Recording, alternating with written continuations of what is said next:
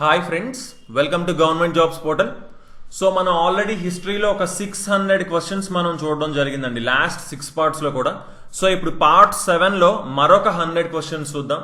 So అప్రాక్సిమేట్గా total మనం 2500 questions మనం చూడడం జరుగుతుంది అనమాట. ఓకే, సో తప్పకుండా ఈ వీడియోస్ ఏవి కూడా మిస్ కాకుండా ఉండాలంటే మా ఛానల్కి సబ్స్క్రైబ్ చేసుకోండి. అలాగే మీరు ఇంతకు ముందు గనక ఈ 600 క్వశ్చన్స్ మీరు చూడకపోయి ఉంటే కింద డిస్క్రిప్షన్లోని అలాగే కామెంట్ సెక్షన్ దగ్గర ఈ లింక్స్ అనేవి ఇవ్వడం జరుగుతుంది.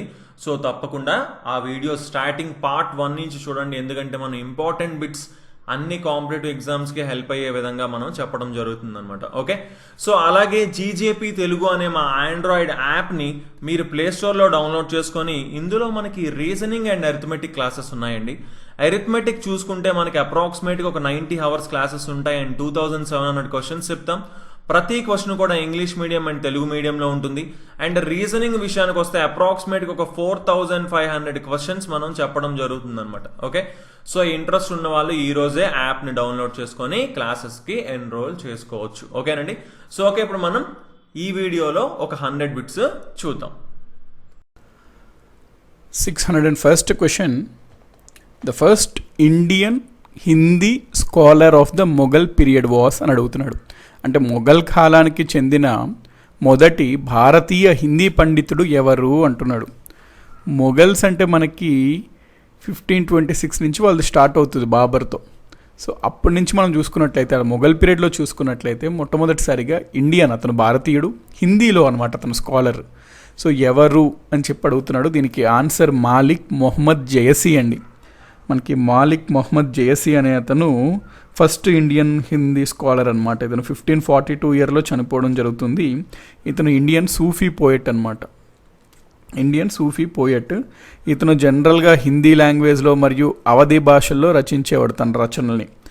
ఇతను బాగా దేనికి ఫేమస్ అంటే తన ప్రముఖ గ్రంథమైనటువంటి పద్మావత్, మనకి రీసెంట్గా పద్మావత్ మూవీ వచ్చింది కదండి, ఇతను రాసిన గ్రంథమే అనమాట. అంటే అలావుద్దీన్ ఖిల్జీకి రాణి పద్మిని రాణి పద్మావతి యొక్క ఆ స్టోరీ ఉంటుంది కదండి, ఆ స్టోరీని డీల్ చేసే గ్రంథం ఇదనమాట పద్మావత్. సో ఆ పద్మావత్ గ్రంథం రచించింది Malik Mohammad Jayasi. 602nd question. Which Mughal ruler constructed a new city called as Din Panah on the banks of Yamuna river. మనకి యమునా నది ఒడ్డున దీన్ పనా అనే ఒక నగరంను ఒక మొఘల్ చక్రవర్తి నిర్మించాడు. ఎవరు అన్నట్టు అడుగుతున్నాడు అనమాట. యమునా నది ఒడ్డున దీన్ పనా అనే కొత్త నగరాన్ని ఏ మొఘల్ పాలకుడు నిర్మించాడు? మనకి మొఘల్ రాజులు గనక చూసుకున్నట్లయితే గ్రేటర్ మొఘల్స్ అంటాము. స్టార్టింగ్లో పరిపాలించినటువంటి రాజులు, వారు క్రమంగా చెప్పాలి అంటే ఈ కోడ్ గుర్తు పెట్టుకోండి. బాద్షా, బాబర్, హుమాయూన్, అక్బర్, జహంగీర్, షాజహాన్, ఔరంగజేబ్. ఇందులో హుమాయూన్ ఉన్నాడు చూసారా. హుమాయూన్ మనకి 1530లో అధికారంలోకి వస్తాడనమాట. హుమాయూన్ ఇతను 3 సంవత్సరాలు పరిపాలించిన తర్వాత అనగా 1533లో ఒక కొత్త నగరాన్ని నిర్మిస్తాడు. ఆ నగరం పేరు దిన్ పనా అనమాట. దిన్ పనా. అయితే మనకి చరిత్రలో తెలుసు, హుమాయూన్ని కొంతకాలం షేర్షా సూరి అనే అతను ఓడించి ఇతను పక్కకు తెప్పిస్తాడు. అప్పుడు షేర్షా ఈ రాజ్యాల్లో పరిపాలిస్తుంటాడు. ఎప్పుడైతే హుమాయూన్ను పక్కకు తప్పిస్తాడో షేర్షా 1540లో, ఆ టైంలో షేర్షా ఏం చేస్తాడంటే ఈ నగరం హుమాయూన్ నిర్మించాడు కాబట్టి ఈ నగరాన్ని నాశనం చేస్తాడనమాట. నాశనం చేసి అతను కొత్త నగరాన్ని నిర్మిస్తాడు షేర్షా. ఆ షేర్షా నిర్మించిన నగరంనే షేర్ షాహీ అని పిలిచేవారు అప్పుడు, ఎందుకంటే షేర్షా నిర్మించాడు కాబట్టి.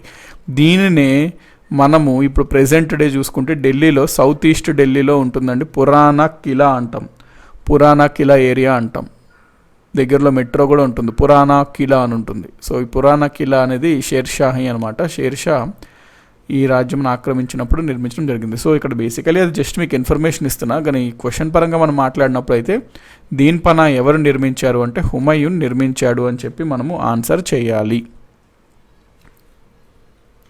603rd question. Who was the author of the book Taj ul Maasir? Tajul Maasir గ్రంథం రచయిత ఎవరు అంటున్నాడు. మనకి హసన్ నిజామీ అనే ఒక కవి ఉంటాడండి. ఇతను పెర్షియా భాషకు చెందిన కవి అనమాట. Persian language poet. ఇతను అరౌండ్ 12-13 శతాబ్దం ఈ టైంలో ఇతను ఉండేవాడు, 12th-13th centuries టైంలో. ఇతను జనరల్గా నిషాపూర్ ప్రాంతం నుంచి ఢిల్లీకి మైగ్రేట్ అయ్యాడు ఇండియాలోని. మైగ్రేట్ అయిన తర్వాత ఈ ఢిల్లీ సుల్తాన్స్ పరిపాలించేవారు కదండి 12th-13th century అంటే ఆ టైం పీరియడ్లో. ఈ ఢిల్లీ సుల్తాన్ల యొక్క చరిత్ర ఇతను ఒక గ్రంథం రూపంలో రచించాడు. ఆ గ్రంథమే తాజ్ ఉల్ మాసిర్. సో ఎవరు రచించారంటే తాజ్ ఉల్ మాసిర్ గ్రంథం? Hasan Nizami. 604th question. Who said Hanuz Delhi Dur Ast? Hanuz Delhi Dur Ast అని ఎవరు చెప్పారు అంటున్నాడు. ఇక్కడ ఒక స్టోరీ ఉంటుంది, గుర్తుపెట్టుకోండి. ఢిల్లీని పరిపాలిస్తున్న ఢిల్లీ సుల్తాన్లో ఒక రాజు ఎవరు అంటే ఘియాసుద్దీన్ తుగ్లక్.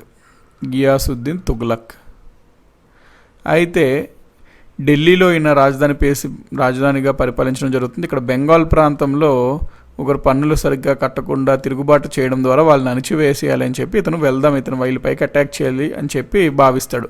అయితే ఢిల్లీ పక్కనే ఒక ఏరియా ఉంటుంది, ఆ ఏరియా పేరు నిజాముద్దీన్ అండి. ఈ నిజాముద్దీన్ ప్రాంతంలో ఒక గొప్ప కవి, అంటే గొప్ప పండితుడు, సెయింట్ ఉంటాడనమాట, ఋషిలాగా, మౌలాలా అంటారు కదా, ఆ ఋషుల్లాగా. ఆ ఋషి పేరు నిజాముద్దీన్ ఆలియా. ఈ నిజాముద్దీన్ ఆలియా యొక్క శిష్యుడు అమీర్ ఖుస్రో అనమాట. ఈ అమీర్ ఖుస్రో గియాసుద్దీన్ తుగ్లక్కి అమీర్ ఖుస్రో అంటే చాలా ఇష్టం. అయితే ఈ నిజాముద్దీన్ ఆలియా ఎవరైతే ఉన్నాడో మత పెద్ద, అతను మరియు అతని చుట్టూ ఉన్న అతని ఫాలోవర్స్ రాజుకి వ్యతిరేకంగా ఏమైనా కుట్రలు పన్నుతున్నారేమో అని చెప్పి ఇతనికి అనుమానం వచ్చి నిజాముద్దీన్ ఆలియాని ఇతను బాగా అంటే కొంచెం ఇబ్బంది పెడుతుంటాడు అనమాట ఫ్రీక్వెంట్గా. దానితో పాటు ఈ నిజాముద్దీన్ ఆలియా అనే అతను కొంత డబ్బులు ఇతనికన్నా ముందు ఒక రాజు పరిపాలిస్తుంటాడు, అతనికి చెల్లించాల్సిన డబ్బు ఉంటుంది. అయితే ఇతను చెల్లించడు అది. సో అది చెల్లించమని కూడా చాలా ప్రెషర్ పెట్టి ఇబ్బంది పెడుతుంటాడు. దానితో ఇతను శపిస్తాడనమాట ఈ రాజుకి. ఏంటి, ఎప్పుడైతే గియాసుద్దీన్ బెంగాల్కి వెళ్ళి ఇక్కడ విజయం సాధిస్తాడండి గియాసుద్దీన్ తుగ్లక్, వీళ్ళని అణిచివేస్తాడు. సో గియాసుద్దీన్ తుగ్లక్ బాగా సెలబ్రేషన్స్ చేసుకుంటాడు అనమాట, పెద్ద ఎత్తులో సెలబ్రేషన్స్. అప్పుడు ఈ నిజాముద్దీన్ ఆలియాకి అంటారు, చూడండి మరి అక్కడి నుంచి తిరిగి అతను ఢిల్లీకి వచ్చినట్లయితే నెక్స్ట్ టార్గెట్ మీరే ఉంటారు, ఎందుకంటే మీ పైన అతనికి తీవ్రమైన వ్యతిరేక భావం ఉంది అన్నట్లయితే అప్పుడు ఆ నిజాముద్దీన్ ఆలియా అని అతను అంటాడు, ఎందుకు ఇంకా మీరు ఆవేశపడుతున్నారు, ఇంకా ఢిల్లీ చాలా దూరంలో ఉంది అతనికి రీచ్ అవ్వడానికి అని. అంటే దాని అర్థం ఏంటండి, ఢిల్లీ చాలా దూరంలో ఉంది ఇంకా అతనికి అంటే అర్థం ఏంటి, అతను ఢిల్లీ చేరడు అని అర్థం వస్తుంది కదండి, అర్థమైందా? ఎందుకు ఇంకా ఢిల్లీ ఇంకా చాలా దూరం ఉంది అంటే ఏంటి ఇక్కడ అర్థం, ఢిల్లీ అతను వెళ్ళని వరకు ఉండాలి కదా అనేటట్టు వస్తుంది అనమాట. అయితే ఇతను అన్నట్లుగానే ఏం జరుగుద్ది, ఇక్కడ పెద్ద సెలబ్రేషన్స్ జరిగినప్పుడు ఆ సెలబ్రేషన్స్లో భాగంగా అక్కడ ఏనుగులు తిరుగుబాటు చేయడం, ఆ స్టేజ్ పడిపోవడం అదంతా చేసి ఆ సెలబ్రేషన్స్ ఆ వేడుకల్లోనే చనిపోతాడు అనమాట గియాసుద్దీన్ తుగ్లక్. దానితో ఇతను అన్నిది ఈ హనూజ్ ఢిల్లీ దూరస్త్, ఢిల్లీ ఇంకా చాలా దూరంలో ఉంది అని ఏదైతే ఇతను అన్నాడో నిజాముద్దీన్ ఆలియా, అతను అనడం వల్లే అది జరిగింది, ఇతను చాలా పవర్ఫుల్ అని చెప్పి ఇది బాగా ప్రచారం అయిందనమాట ఈ వాక్యం. కాబట్టి ఇది ఎవరన్నారు అనేది అడుగుతుంటాడు ఎగ్జామినేషన్స్లో. Who said Hanuz Delhi Durast? హనూజ్ ఢిల్లీ దూరస్త్ అంటే పర్షియన్ భాషలో ఢిల్లీ ఇంకా చాలా దూరంలో ఉంది అని అర్థం. కాబట్టి హనూజ్ ఢిల్లీ దూరస్త్ అని ఎవరన్నారంటే నిజాముద్దీన్ ఆలియా అన్నారనమాట. 605th question. During the reign of which ruler use of halo or divine lights were started in paintings? చిత్రాలలో హ్యాలో లేదా దైవ దీపాలను ఏ పాలకుడు ఉపయోగించడం ప్రారంభించారు అని ప్రశ్న అడుగుతున్నాడు. అంటే డివైన్ లైట్స్ హ్యాలో అంటే ఏంటండి, ఎవరన్నా ఒక రాజు బొమ్మ ఇట్లా గీసినట్లయితే ఆ రాజు బొమ్మ వెనకాల ఒక కాంతి అనమాట, అంటే యాజ్ ఇఫ్ వీళ్ళు దేవుడి యొక్క నీడ, లేకపోతే వీళ్ళు డైరెక్ట్గా దేవుడే వీళ్ళని కావాల్సుకొని పంపించారు, వీళ్ళు దేవుడి యొక్క ఇక్కడ మనకి ఉంటున్న ప్రతినిధులు, నీడలు అనే భావన వచ్చేటట్టు వీళ్ళు వెనకాల ఫొటోస్లో ఒక హ్యాలో అనేది వేయించుకునేవారు అనమాట. అది ఏ రాజు ప్రారంభించాడు అని ప్రశ్న ఇక్కడ మనకు అడుగుతున్నాడు. ఇది కూడా ఇంపార్టెంట్ అండి. మనకి బాద్షా కదా మొఘల్ రూలర్స్, ఆ మొఘల్ రూలర్స్లో అక్బర్ యొక్క కొడుకు పేరు జహంగీర్ అనమాట. ఈ జహంగీర్ ఈ హ్యాలో పద్ధతిని ప్రవేశపెట్టాడు పెయింటింగ్స్లో. ఎందుకు అంటే దేవుడి యొక్క నీడలు, దేవుడు దూతలు అని చెప్పే ఒక భావన ప్రజల్లో కలిగించడం కోసం. So answer is Jahangir. Next sixth question, Humayun Nama was written by. Humayun Nama అనే గ్రంథంను ఎవరు రాశారు అని అడుగుతున్నాడు. హుమయూన్ నామా మనకి గుల్బదన్ బేగం అనే ఒక కవి ఉంటాడండి. ఆ కవి ఒక గ్రంథంని రాస్తాడు. యాక్చువల్గా అయితే ఆ గ్రంథం చాలా పెద్ద పేరు ఉంటుంది, అవసరం లేదు మనకు. అహ్వాల్ హుమయూన్ పాద్షా, జమా కర్దం, గుల్బదన్ బేగం, బింత్ బాబూర్ పాద్షా, అమా అక్బర్ పాద్షా, అట్లా పెద్ద పేరు ఉంటుందన్నమాట. అయితే ఆ గ్రంథం పేరు అంత పెద్ద పేరు ఎందుకు అని చెప్పి దాన్ని చిన్న పేరుగా మార్చారు, హుమయూన్ నామా అని చెప్పి.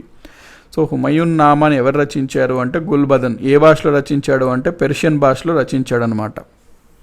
అయితే ఇక్కడ ఒక పాయింట్ ఎప్పుడన్నా మీరు అబ్జర్వ్ చేసినట్లయితే, అంటే చరిత్రకారులు చెప్తారండి, ఎప్పుడన్నా మీరు పెర్షియన్ హిస్టోరియన్స్ గురించి చూసినట్లయితే ఈ బుక్ చదివిన వాళ్ళు ఏమని చెప్తారంటే,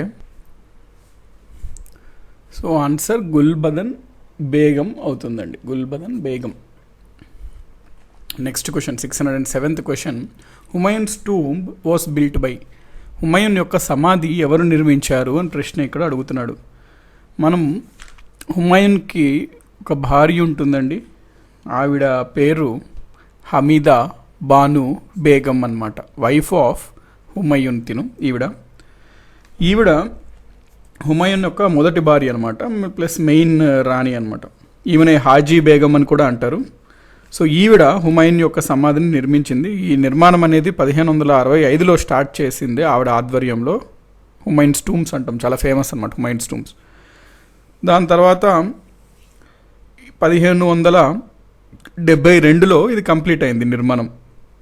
ఆ రోజుల్లోనే జనరల్గా చరిత్రకారులు ఏమంటారంటే, ఆ రోజుల్లోనే ఈ హుమయూన్స్ టూంబ్ కట్టడానికి 15 లక్షల రూపాయలు ఖర్చు అయింది అంటారు. సో దీన్ని ఎవరు నిర్మించారు అంటే హమీదా బాను బేగం. Jantar Mantar is in. మనకి జంతర్ మంతర్ తెలుసు కదండి, అంటే ఫేమస్ ఆర్కిటెక్చర్ సంబంధించి చాలా ఫేమస్ బిల్డింగ్ అనమాట. ఇది రాజస్థాన్లో ఉంటుంది, జైపూర్లో ఉంటుంది. ఇంకా రాజస్థాన్ లోపల ఎక్కడ అంటే జైపూర్లో ఉంటుంది, రాజస్థాన్ క్యాపిటల్ అయినటువంటి జైపూర్. సో ఇది ఎవరు కట్టించారు అంటే రాజ్పుట్ రాజు అయినటువంటి ఎవరండి, చాలా ఫేమస్ రాజు జైసింగ్ అనమాట, Savoy Jaisingh.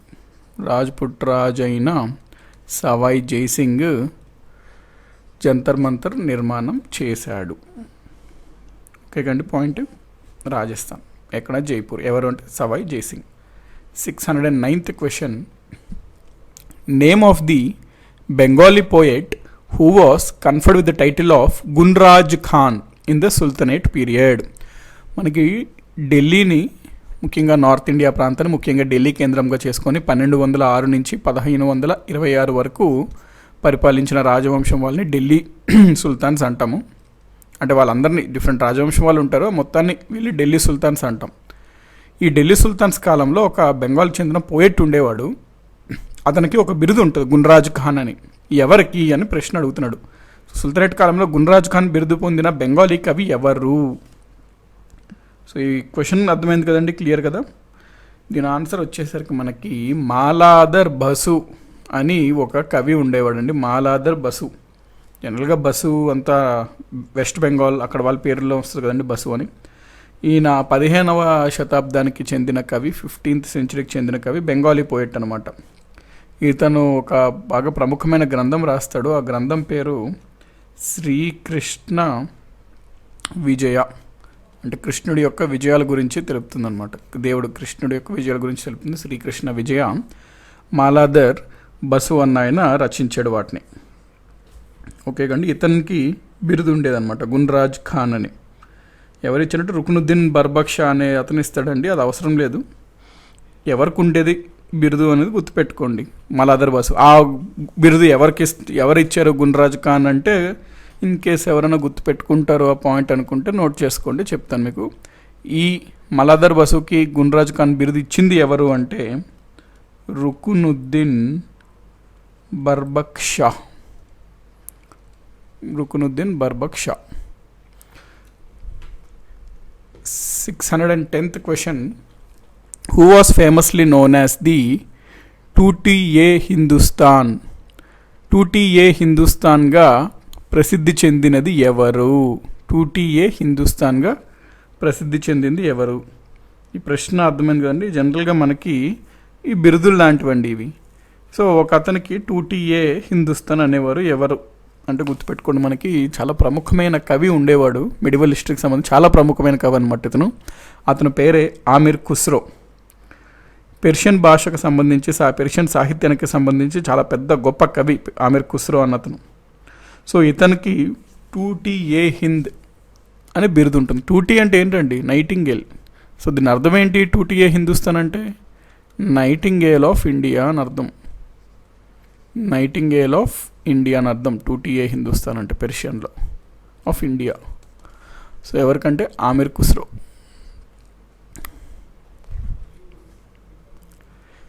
611th question. When was the government of India 1858 government of India act 1858 passed by the British parliament of the united kingdom? మనకి 1857 వరకు భారతదేశాన్ని ఈస్ట్ ఇండియా కంపెనీ పరిపాలించేది. 1857లో తిరుగుబాటు వస్తుంది. ఆ తిరుగుబాటు కారణం చెప్పి 1857 తర్వాత డైరెక్ట్గా యూకే గవర్నమెంట్, బ్రిటిష్ ప్రభుత్వము ఇండియా పైన పాలనని తీసుకుంది తన చేతుల్లోకి. ఇది కేవలం ఒక వాణిజ్య సంస్థగానే మారింది. అయితే దీనికి సంబంధించి ఇప్పుడు చట్టం చేయాలి కాబట్టి 1858లో భారత ప్రభుత్వం చట్టము 1858లో గవర్నమెంట్ ఆఫ్ ఇండియా యాక్ట్ అనేది బ్రిటిష్ ప్రభుత్వం చేశారు. అయితే మరి ఆ చట్టం చేశారంటే బ్రిటిష్ పార్లమెంట్లో కదండి ఆ చట్టం చేసింది. మరి ఆ చట్టమైనటువంటి గవర్నమెంట్ ఆఫ్ ఇండియా యాక్ట్ 1858 అనేది బ్రిటిష్ పార్లమెంట్లో ఏ రోజు పాస్ అయ్యింది అని అడుగుతున్నాడు ప్రశ్న.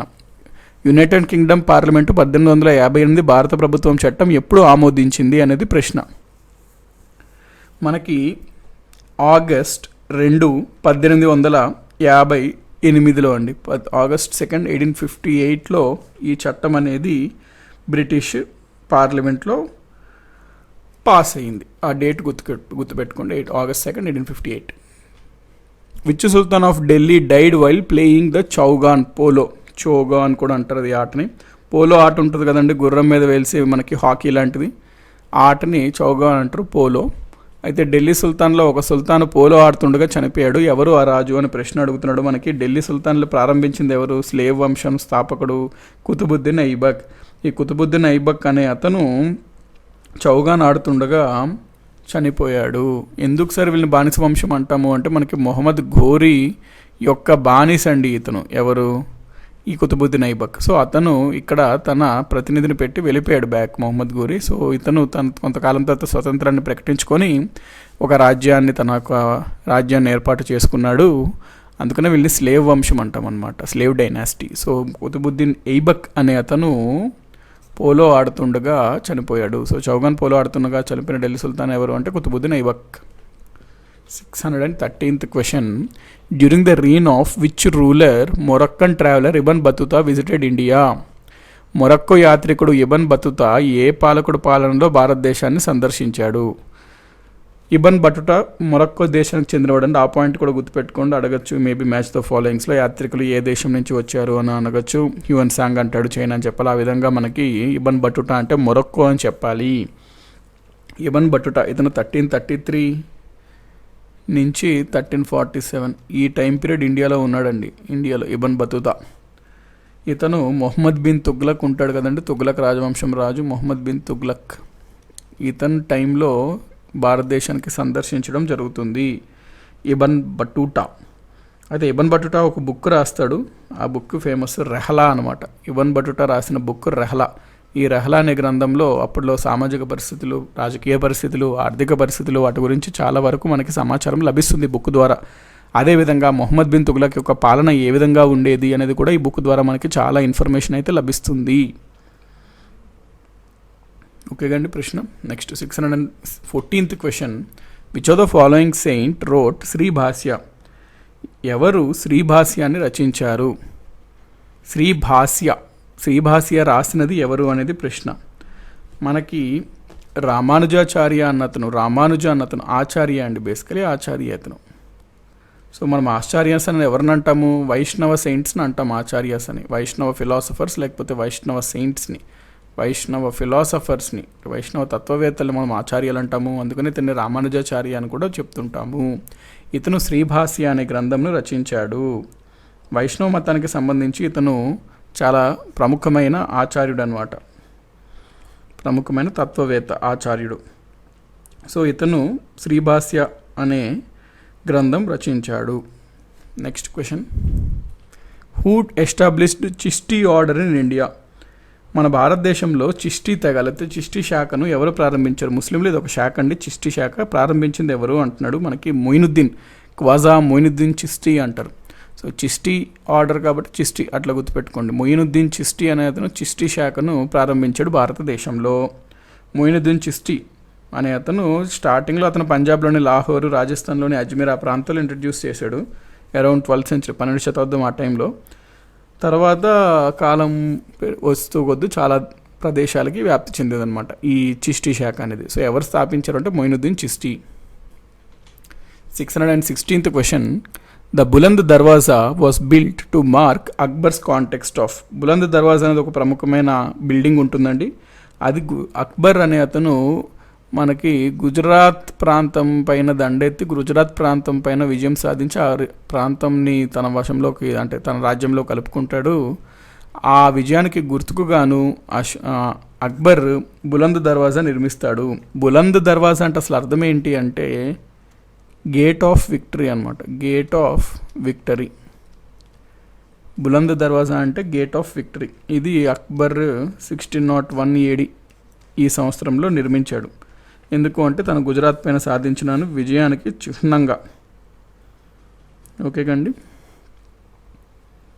మనకి ఒకవేళ మీరు ఆగ్రాకి వెళ్ళినట్లయితే, ఎప్పుడంటే ఢిల్లీకి వెళ్ళినా ఆగ్రాకి వెళ్ళినా, ఆగ్రాకి ఒక 43 కిలోమీటర్లు దాదాపు దూరంలో ఫతేపూర్ సిక్రీ అనే పట్టణం ఉంటుంది. ఫతేపూర్ సిక్రీలో ఫతేపూర్ ప్యాలెస్ అని ఉంటుందన్నమాట. ఆ ప్యాలెస్కి ఎంట్రన్స్ గేట్గా ఈ బులంద్ దర్వాజా ఉంటుంది.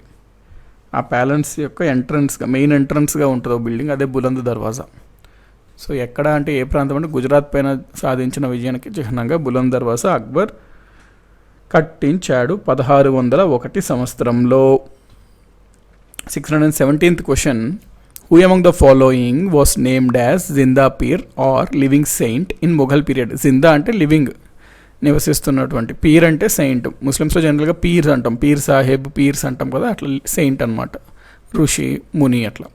మొఘల్ కాలంలో జిందా పీర్ లేదా లివింగ్ సెయింట్ అని కింద వారిలో ఎవరిని అంటారు అని ఇక్కడ ప్రశ్న అడుగుతున్నాడు. మనము ఔరంగజేబ్ని పిలుస్తామండి లివింగ్ సెయింట్ అని.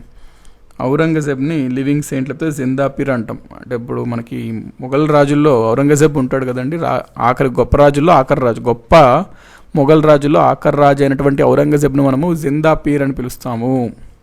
618th question, which of the following Mughal buildings is set to possess the unique feature of being exactly equal in length and breadth? ఈ క్రింద మొఘల్ భవనాల్లో ఏది పొడవు మరియు శ్వాసలో సమానంగా ఉండటం యొక్క ప్రత్యేక లక్షణాన్ని కలిగి ఉంది? అంటే మొఘల్స్ కట్టించిన ఒక బిల్డింగ్ అంటే ఎగ్జాక్ట్లీ లెంగ్త్ బ్రెత్ ఒకటే సైజులో ఉంటుంది, అంటే పెర్ఫెక్ట్ స్క్వేర్ షేప్లో ఉంటుందన్నమాట ఒక బిల్డింగ్. అదే బిల్డింగ్ అని అడుగుతున్నాడు. మనకి తాజ్మహల్ ఏదైతే ఉందో అది పెర్ఫెక్ట్ స్క్వేర్ షేప్లో ఉంటుంది, అంటే లెంగ్త్ బ్రెత్ ఈక్వల్గా ఉంటుంది. షాజహాన్ నిర్మిస్తాడు అనమాట, కట్టిస్తాడు. ఏంటి తాజ్మహల్? ఎవరి కోసం అంటే తన భార్య అయిన నూర్జహాన్ కోసం. ఈ తాజ్మహల్ని డిజైన్ చేసింది ఎవరండి?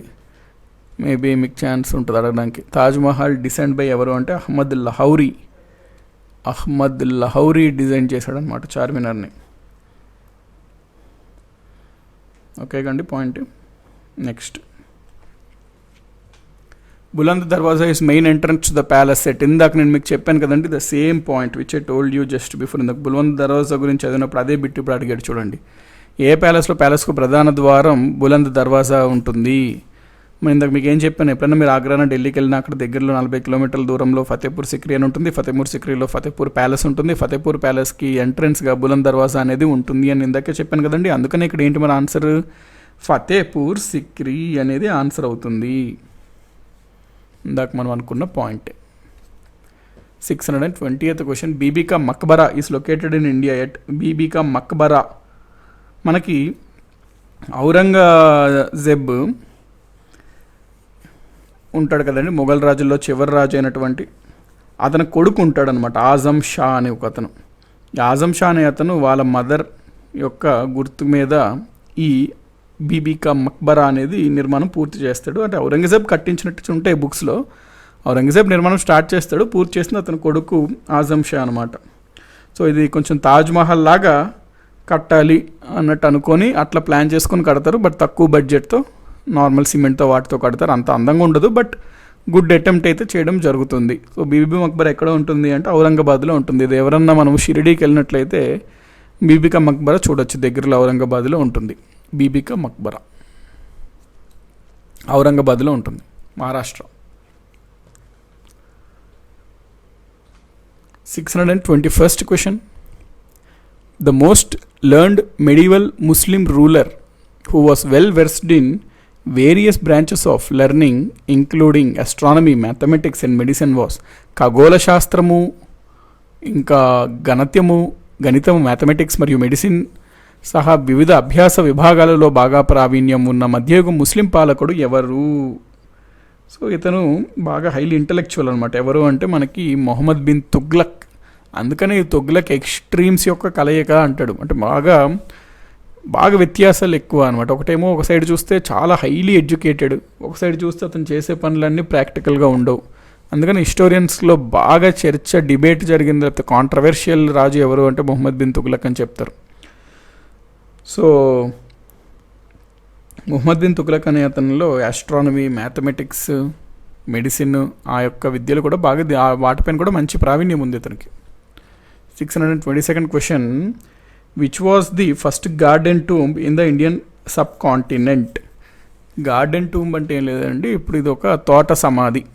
అంటే ఒక గార్డెన్లా ఉంటుంది, అందులో తన సమాధిని నిర్మించబడింది. అయితే భారతదేశంలో మొట్టమొదటి గార్డెన్ సమాధి ఏది అని ప్రశ్న అడుగుతున్నాడు. హుమాయూన్ టూంబ్ అండి. హుమాయూన్ టూంబ్ ఇందాక మనం లాస్ట్ క్లాస్లో అనుకుంటూ చదివాం కదా. హుమాయూన్స్ టూంబ్ వాళ్ళ యొక్క వైఫ్ నిర్మిస్తారు. హుమాయూన్స్ టూంబ్ అనేది అప్పట్లోనే అది 15 లక్షల రూపాయల దాకా అయింది, అవన్నీ చూసాం కదండి. సో హుమాయూన్స్ టూంబ్ ఏదైతే ఉందో హుమాయూన్ సమాధి, అది భారతదేశంలోనే మొట్టమొదటి తోట సమాధి, అంటే గార్డెన్ టూంబ్ అనమాట. ఇది యునెస్కో వరల్డ్ హెరిటేజ్ సైట్ కూడా అండి, వారసత్వ సంపద యునెస్కో సైట్లో కూడా ఉంది. UNESCO world heritage site Humayun's tomb. The famous historical monument Atala mosque is associated with, ఇది కూడా ఇంపార్టెంట్ అండి. అటలా మాస్క్ ఎవరితో సంబంధం ఉంది, ఏ యొక్క రాజులతో సంబంధం ఉంది? అటలా మాస్క్ మనకి షార్కీ రూలర్స్ అని ఉంటారండి. షార్కీ రూలర్స్ అంటే అసలు ఎవరు సార్ అంటే చెప్తాను చూడండి. ఢిల్లీ సుల్తాన్లు పరిపాలిస్తున్నప్పుడు, ఢిల్లీ సుల్తాన్లో తుగ్లక్ వంశం పరిపాలిస్తున్నప్పుడు, అందులో ఫిరోజ్ షా III అనే రాజు పరిపాలిస్తున్న సమయంలో వీళ్ళకి సామంతులుగా ఉత్తరప్రదేశ్లోని జాన్పూర్ ప్రాంతంలో షార్కీ సుల్తాన్లు పరిపాలించేవారు. షార్కీ సుల్తాన్లో ఉండేవారు. ఈ షార్కీ సుల్తాన్లో ఒక రాజు పేరు సుల్తాన్ ఇబ్రాహీం. ఇతను ఈ అతలా మాస్క్ని నిర్మించాడనమాట. సో ఎవరితో సంబంధం ఉంది అతలా మాస్క్ అంటే? షార్కీ రూలర్స్, షార్కీ పాలకులు. 624th question. Bhakta Tukaram was a contemporary of which Mughal ruler? Bhakta Tukaram ఏ మొఘల్ పాలకుడికి సమకాలికుడు? మనకి జహంగీర్ 1627 నుంచి 1657 కాలంలో పరిపాలించడం జరిగింది. ఈ భక్త తుకారాం గురించి మాట్లాడినట్లయితే ఇతను 1608 to 1649 ఉండడం జరిగింది ఇతని లైఫ్. సో ఇతను ఎవరు కాంటెంపరీ అంటే జహంగీర్కి contemporary, సమకాలికుడు. 625th question. Who wrote the history of Aurangzeb's reign in total secrecy because of the emperor's opposition to it, and what was the name of that historical work? ఇక్కడ ప్రశ్న ఏమడుగుతున్నాడంటే, ఔరంగజేబ్ యొక్క చరిత్ర గురించి ఒక గ్రంథం రాశాడు. అయితే ఆ గ్రంథము ఔరంగజేబ్కి అస్సలు నచ్చలేదన్నమాట. దాంతో ఆ గ్రంథము కాల్చేయాలి అని ఆదేశించాడు. అందుకని చెప్పి ఔరంగజేబ్ బ్రతుకున్నప్పుడు ఔరంగజేబ్కి తెలియకుండా చాలా సీక్రెట్గా గ్రంథం అంతా రాశారనమాట అతను, ఒక కవి. అయితే ఔరంగజేబ్ ఎప్పుడైతే చనిపోయాడో, చనిపోయిన తర్వాత ఈ గ్రంథం తను బయటికి వదులుతాడు. సో ఎవరది, ఏ గ్రంథం, ఆ గ్రంథం పేరు ఏమిటి అనే ప్రశ్న అడుగుతున్నాడు. ఈ విధంగా ఔరంగజేబ్ యొక్క చరిత్రను చాలా సీక్రెట్గా రాసి ఔరంగజేబ్ మరణించిన తర్వాత ఆ గ్రంథాన్ని విడుదల చేసింది ఏంటి అని ప్రశ్న అడుగుతున్నాడు. మనకి దీనికి answer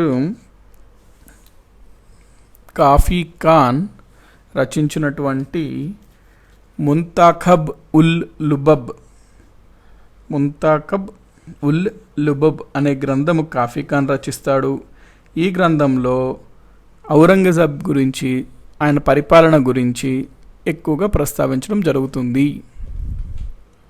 626th question, Purana కిలియా Delhi was built by.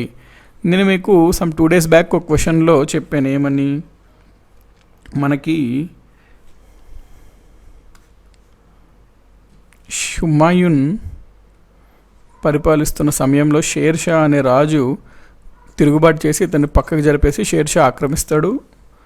ఆక్రమించిన తర్వాత అక్కడ షేర్ షాహి అనే ఒక నగరం నిర్మిస్తాడు. దాన్నే మెల్లగా కొంతకాలానికి పురాణా కిలా అని పిలుస్తారు అని మీకు నేను చెప్పాను కదండి. అదే అడుగుతున్నాడు ఇక్కడ ప్రశ్న. పురాణా కిలా అనేది ఎవరు నిర్మించారు అంటే షేర్ షా అనేది answer. Share Shah. Who propagated the వైష్ణవ థియాలజీ ఆఫ్ ద్వైత అద్వైత. మనకి వైష్ణవ మునుల్ని ఆచార్యులు అంటాము, వైష్ణవ తత్వవేత్తల్ని.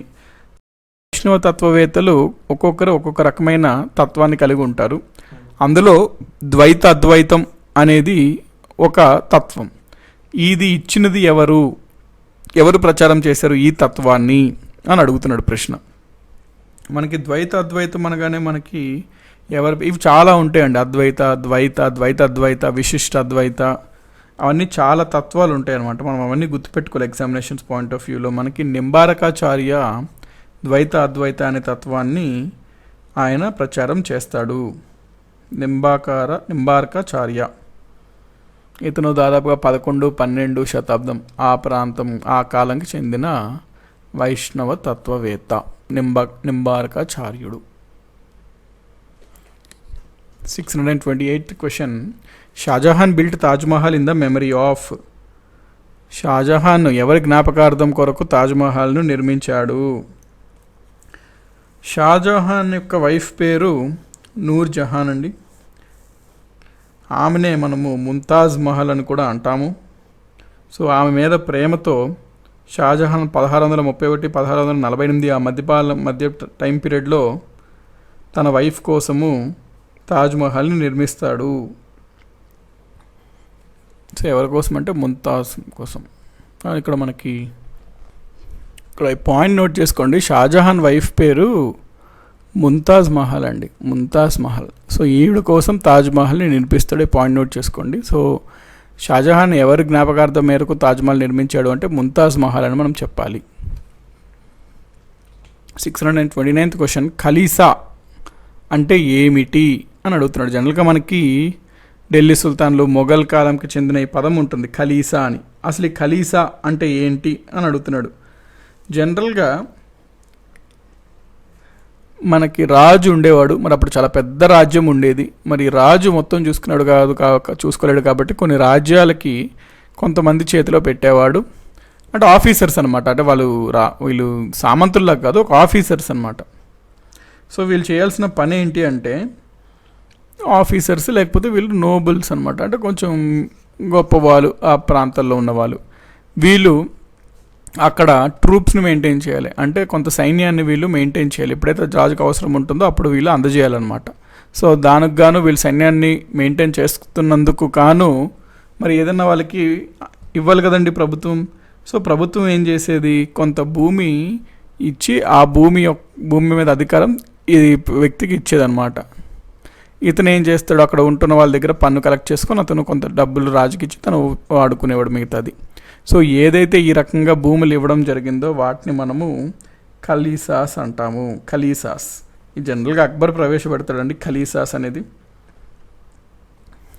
సో డి అనమాట, land revenue which was assigned to the nobles for maintaining troops. దళాలను నిర్వహించడానికి ప్రభువులు కేటాయించిన భూ ఆదాయం. Who among the following was responsible for making Sikhism a militant force? Sikh మతంను ఒక సైనిక శక్తిగా అండి, ఉగ్రవాద శక్తిగా, సైనిక శక్తిగా అని పెట్టండి. మిలిటెంట్ ఫోర్స్ అంటే ఒక సైనిక శక్తిగా. సో సిక్కు మతంని సైనిక శక్తిగా మార్చడానికి కింద వారిలో ఎవరు బాధ్యత వహించారు అనేది అడుగుతున్నాడు. మనకి సిక్కు మతానికి సంబంధించి గురువులు ఉంటారు కదండి. అందులో గురు హరగోవింద్ సింగ్ అనే ఒక గురువు ఉంటాడండి. అతను సిక్ మతాన్ని ఒక సైనిక మతంగా, సైనిక శక్తిగా మార్చాడు. ఎందుకంటే మరి అప్పట్లో థ్రెట్ ఉండేదన్నమాట, ముస్లిం సిక్స్ ఆ గొడవలు. సో మనం ఖచ్చితంగా సైనికంగా మనము బలంగా ఉంటే తప్ప మనము నిలబడలేము అని చెప్పి అతను సిక్ మతాన్ని ఒక సైనిక శక్తిగా మార్చడానికి ఆయన బాధ్యత తీసుకున్నాడు అనమాట. గురు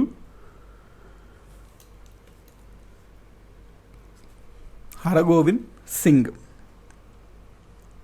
ఓకే కండి point. Next 631st question. Which one of the following statements is not correct? కింద ఇచ్చిన వాటిలో ఏది సరైనది కాదు అంటున్నాడు. మనకి ఏమేమి ఇచ్చాడు ఇక్కడ? ఫస్ట్ పాయింట్ ఏంటి? Krishnadevaraya wrote Amukta Malyada. Right wrong? Absolutely right. Krishnadevaraya రచించాడు అనమాట ఆముక్త మాల్యదని. Next, Krishnadevaraya founder of the Tuluva dynasty అంటున్నాడు. No no no no no, ఇది రాంగ్ అండి. యాక్చువల్లీ మనకి తులువ డైనాసిటీ కనుక మనం చూసినట్లయితే దీని యొక్క స్థాపకుడు ఎవరు అంటే తులువ నరసనాయక. తులువ నరసనాయక అనే అతను తులువ వంశాన్ని స్థాపించాడు, కృష్ణదేవరాయ కాదు. కృష్ణదేవరాయల యొక్క ఆస్థానంలో అష్టదిగ్గజాలు ఉండేవారు. Right. He maintained friendly relations with the Portuguese వాళ్ళతో స్నేహపూర్వక సంబంధాలు ఇతనికి ఉండేది. ఇది కూడా రైట్. ఏది సరికానిది అంటున్నాడు కాబట్టి బి అనేది సరికానిది. మిగతా ఏబి, ఏసిడి అనేది right. Next 632nd question. Which of the following statements is not correct about Poona pact? Poona సంధికి సంబంధించి కింద ఇచ్చిన వాటి 4లో ఏది సరికానిది అని అడుగుతున్నాడు. నాట్ కరెక్ట్ అని అడుగుతున్నాడు అండి. సరికానిది పూనా ప్యాక్ట్, పూనా సంధి. మనకి ఫస్ట్ పాయింట్ ఏమంటున్నాడు అంటే it was signed between Madan Mohan Malviya and doctor Ambedkar. ఇది రైట్ అండి. అంటే గాంధీ తరపున, లేకపోతే హిందూ తరపున, కాంగ్రెస్ తరపున మదన్ మోహన్ మాల్వియా వెళ్ళడం జరిగింది, డాక్టర్ అంబేద్కర్ వీళ్ళిద్దరి మధ్యలో జరిగింది ఇది. సో ఇది రైటే. Next, it was signed in Yerawada jail in Pune. ఆ టైంకి గాంధీ అరెస్ట్ అయి ఉంటాడండి. సో పూణేలో యార్వాడ జైల్లో పెట్టడం జరుగుతుంది. అంబేద్కర్ రిక్వెస్ట్ తీసుకొని ఆఫీసర్స్ది యార్వాడ జైలుకి వెళ్ళి మాట్లాడి గాంధీతో వాళ్ళిద్దరు చర్చల అనంతరమే ఇద్దరు కలిసి ఒక అగ్రిమెంట్కి వస్తారు. దాన్నే పూనా అగ్రిమెంట్ అంటాం, పూనా ప్యాక్ట్ అంటాం, పూనా సంధి అంటాం. సో ఆ సంధి మదన్ మోహన్ మాల్వియా మరియు డాక్టర్ అంబేద్కర్ మధ్యలో జరిగింది. Right. It was signed on January 23rd, 1932. No, ఇది ఎప్పుడు సైన్ అయింది అంటే 24th September అండి. 24th September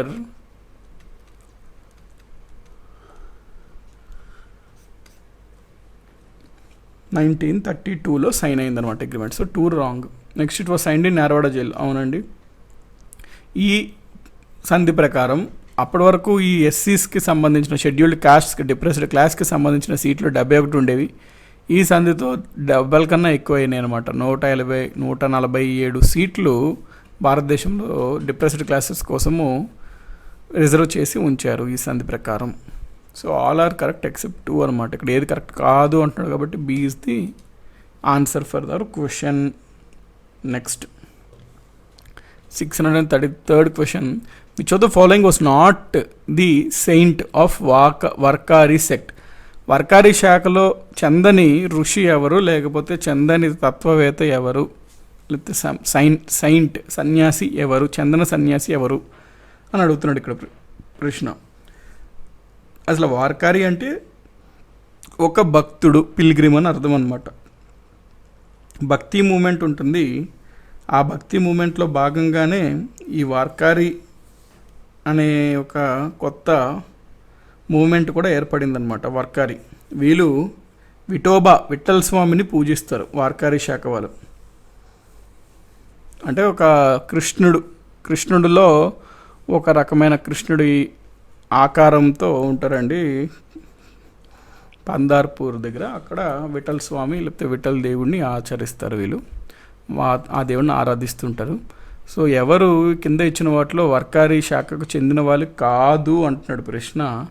మనకి Tukaram is belong to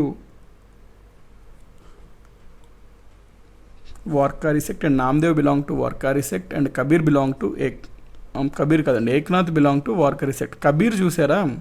Kabir అనే అతను ఈ doesn't belong to Varkari sect అండి. తుకారాం, నామదేవ్, ఏక్నాథ్ మహారాష్ట్రలో ఉంటారు. వీళ్ళు belong to Varkari sect. Next question. Who among the following was known as the parrot of India? మనకి అమీర్ ఖుస్రోని నైటింగేల్ ఆఫ్ ఇండియా అంటారు, ప్యారెట్ ఆఫ్ ఇండియా అని కూడా అంటారు. ఇతను జనరల్గా మన భారతదేశంలోనే మొట్టమొదటి ఉర్దూ పోయెట్గా అని కూడా కొన్ని గ్రంథాల్లో ఇది చెప్పడం జరుగుతుంది. ఇతను 1263 నుంచి 1325 ఈ ప్రాంతంలో నివసించడం జరుగుతుంది. ఇతను ఒక సూఫీ సెయింట్ అనమాట. సో చాలామంది రాజుల దగ్గర చేశాడు. ఇతన్ని తూటే హింద్ అని కూడా అంటారు. Parrot of India, Tute Hind, parrot of India. ఎవరిని? Amir Khusro. Next question, who translated Ramayana into Persian? రామాయణాన్ని పర్షియన్లోకి అనువదించింది ఎవరు? రామాయణం మనకు తెలుసు కదండి, రాముడి స్టోరీ గురించి అంటుంది, మరి ఎంతో పవిత్రమైనది. మరి దాన్ని పర్షియన్లోకి అనువదించింది ఎవరు అంటే బదౌని, అబ్దుల్ ఉల్ ఖాదర్ బదౌని. అబ్దుల్ ఉల్ ఖాదర్ బదౌని అనే అతను రామాయణాన్ని పెర్షియన్లోకి అనువదిస్తాడు. జనరల్గా ఇతను మరి ఎవరు నియమించారు బదౌని అంటే అక్బర్ నియమిస్తాడు. ఎందుకంటే అక్బర్లో భారతదేశంలో ఉన్నటువంటి ప్రధానమైన అన్ని మతాలపైన ఒక అవగాహన తెచ్చుకోవాలి అని చెప్పి భావిస్తాడు. అందుచేతన బదౌనిని పక్కనే పెట్టుకొని ఆ గ్రంథాల్లో ఏమేమి ఉందో తెలుసుకునేవాడు అనమాట అక్బర్. సో అక్బర్ కోరడం జరిగింది ఈ రామాయణాన్ని పెర్షియన్లోకి ట్రాన్స్లేట్ చేయండి. అతని యొక్క కోరిక మేరకు బదౌని చేశాడు. అయితే బదౌనికి దాదాపుగా 4 సంవత్సరాలు పడుతుందండి ఈ ప్రక్రియ అనేది కంప్లీట్ చేయడానికి. 4 సంవత్సరాలు పడుతుంది ట్రాన్స్లేషన్ బదౌనికి. సో ఆన్సర్ బదౌని చెప్పిన ప్రకారం. 636th question, who among the following sultans of Delhi introduced the token currency? Delhi సుల్తాన్లో ఎవరు టోకెన్ కరెన్సీని ఇంట్రడ్యూస్ చేశారు, ప్రవేశపెట్టారు అని ప్రశ్న అడుగుతున్నాడు. మనకి తుగ్లక్ రాజవంశం చెందిన మొహమ్మద్ బిన్ తుగ్లక్ టోకెన్ కరెన్సీని ఇంట్రడ్యూస్ చేస్తాడండి. 637th question, what was the most important cause of the invasion of Mohammad దస్ గజనీ? గజనీ అని ఒక ప్రాంతం ఉంటుంది, ఆ ప్రాంతానికి రాజు కాబట్టి వాటిని గజనీ యొక్క మొహమ్మద్ మెల్లగా కాలంలో మొహమ్మద్ గజనీగా అతను పిలవడం జరిగేది. సో మొహమ్మద్ గజనీ భారతదేశంకి దండయాత్ర చేయడానికి ముఖ్యమైన కారణం ఏమిటి అంటున్నాడు క్వశ్చన్. సో మనకి మొహమ్మద్ గజనీ అయితే వచ్చాడు, అది మనకు తెలుసు. సో ప్రధానమైన కారణం ఏంటి అంటే మనకి గజనీ అంటే మనీ, అట్లా గుర్తుపెట్టుకోండి. గజనీ మనీ కొంచెం రైమింగ్ ఉన్నాయి కదండి, గజనీ మనీ అని చెప్పి అతను సంపద కోసం వచ్చాడనమాట. భారతదేశ సంపదను స్వాధీనం చేసుకోవడం కోసం, to gain position of the wealth of India కోసము మొహమ్మద్ గజనీ భారతదేశం పైన దండయాత్ర చేయడం జరిగింది. Ghazni was a small principality ఇందాక చూసాం కదండి. ఈ మొహమ్మద్ ఆఫ్ గజనీ అతను యాక్చువల్లీ పేరు మనకి మొహమ్మద్ ఆఫ్ గజనీగా జనరల్గా పిలుస్తుంటాం. ఎందుకు అంటే గజనీ ప్రాంతానికి అతను అధిపతి కాబట్టి. సో ఈ గజనీ లేకపోతే గజ్నా అని కూడా అంటారు. ఇది ఎక్కడలో భాగం అంటే ఆఫ్ఘనిస్తాన్కి భాగము. సో ఇది ఎక్కడ భాగం అండి? ఆఫ్ఘనిస్తాన్లో ఒక ప్రాంతం అనమాట గజనీ అనేది. 639th question, who built the Khajuraho temples? మధ్యప్రదేశ్లో ఉంటుంది కదండి ఖజురహో దేవాలయాలు. ఈ ఖజురహో దేవాలయాలు ఎవరు నిర్మించారు అంటే చండేలా రాజవంశానికి చెందిన రాజులు మధ్య భారతదేశంలో 10th to 13th century 10 నుంచి 13 ఆ శతాబ్దం ఆ టైం పీరియడ్లో ఇది నిర్మించడం జరిగింది. అయితే నిర్మాణానికి దాదాపుగా 100 ఏళ్ళు పట్టింది అని చెప్పి చరిత్రకారులు చెప్తుంటారు. సో ఎవరు అంటే చండేలా రాజ్పుట్స్ అనమాట, చందేల రాజ్పుత్లు. 640th question, the Kailasa temple is one of the largest rock cut ancient Hindu temple located at Ellora was built by. ఇది చాలా ప్రసిద్ధమైన దేవాలయం అండి, కైలాస దేవాలయం. మనకి ఎల్లోరా కేవ్స్ ఉంటాయి కదా, ఎల్లోరా గుహల్లో ఒక గుహల్లో ఇది చెక్కబడింది. అంటే చాలా ప్రఖ్యాతిగా చెందిన శిల్పకళకు చెందిన దేవాలయం అనమాట ఇది. దీనిని ఎవరు నిర్మించారు అనేది ప్రశ్న. కైలాస టెంపుల్ని మనకి కైలాస్ అంటే ఎల్లోరా కేవ్స్లో కేవ్ నెంబర్ 16లో మనకి కైలాస దేవాలయం ఉంటుందండి. మొత్తం ఎల్లోరా కేవ్స్లో కేవ్ 16లో కైలాస దేవాలయం ఉంటుంది. దీన్ని రాష్ట్రకూట వంశానికి చెందినటువంటి కృష్ణా 1 ఈ రాజు నిర్మిస్తాడండి. ఇతను దాదాపుగా 756-73 అరౌండ్ ఈ ప్రాంతంలో ఇతను రాజుగా ఉండడం జరుగుతుంది. సో ఈ కృష్ణా 1 నిర్మిస్తాడనమాట కైలాస దేవాలయంని. 641st question, the caves and rock cut temples at Ellora are. ఎల్లోరాలో ఉన్నటువంటి గుహలు మరియు రాతో చెక్కబడిన దేవాలయాలు ఏ మతానికి చెందినవి అని ఇక్కడ క్వశ్చన్ అడుగుతున్నాడు మనకి. ఏ మతానికి చెందినవి, ఎక్కడ? ఎల్లోరా గుహల్లో ఉన్నటువంటివి. ఇక్కడ మీరు నోట్ చేసుకోవాల్సిన పాయింట్ ఏంటంటే అండి, అన్నీ 3 మతాలకి సంబంధించి ఇక్కడ మనకి కనబడుతుంటుంది ఎల్లోరాలో. హిందూ మతానికి, బుద్ధిస్ట్ మతం, జైన మతం. సో ఈ 3 మతాలకి సంబంధించి కూడా గుహాలయాలు అనేవి ఉంటుంటాయి ఎల్లోరాలో. 642nd question, Jama Masjid is situated in which of these world heritage sites. Jama Masjid అనేది కింద ఇచ్చినటువంటి ఎటువంటి సైట్, ఏ ప్రదేశంలో మనకి ఉంటుంది అంటున్నాడు.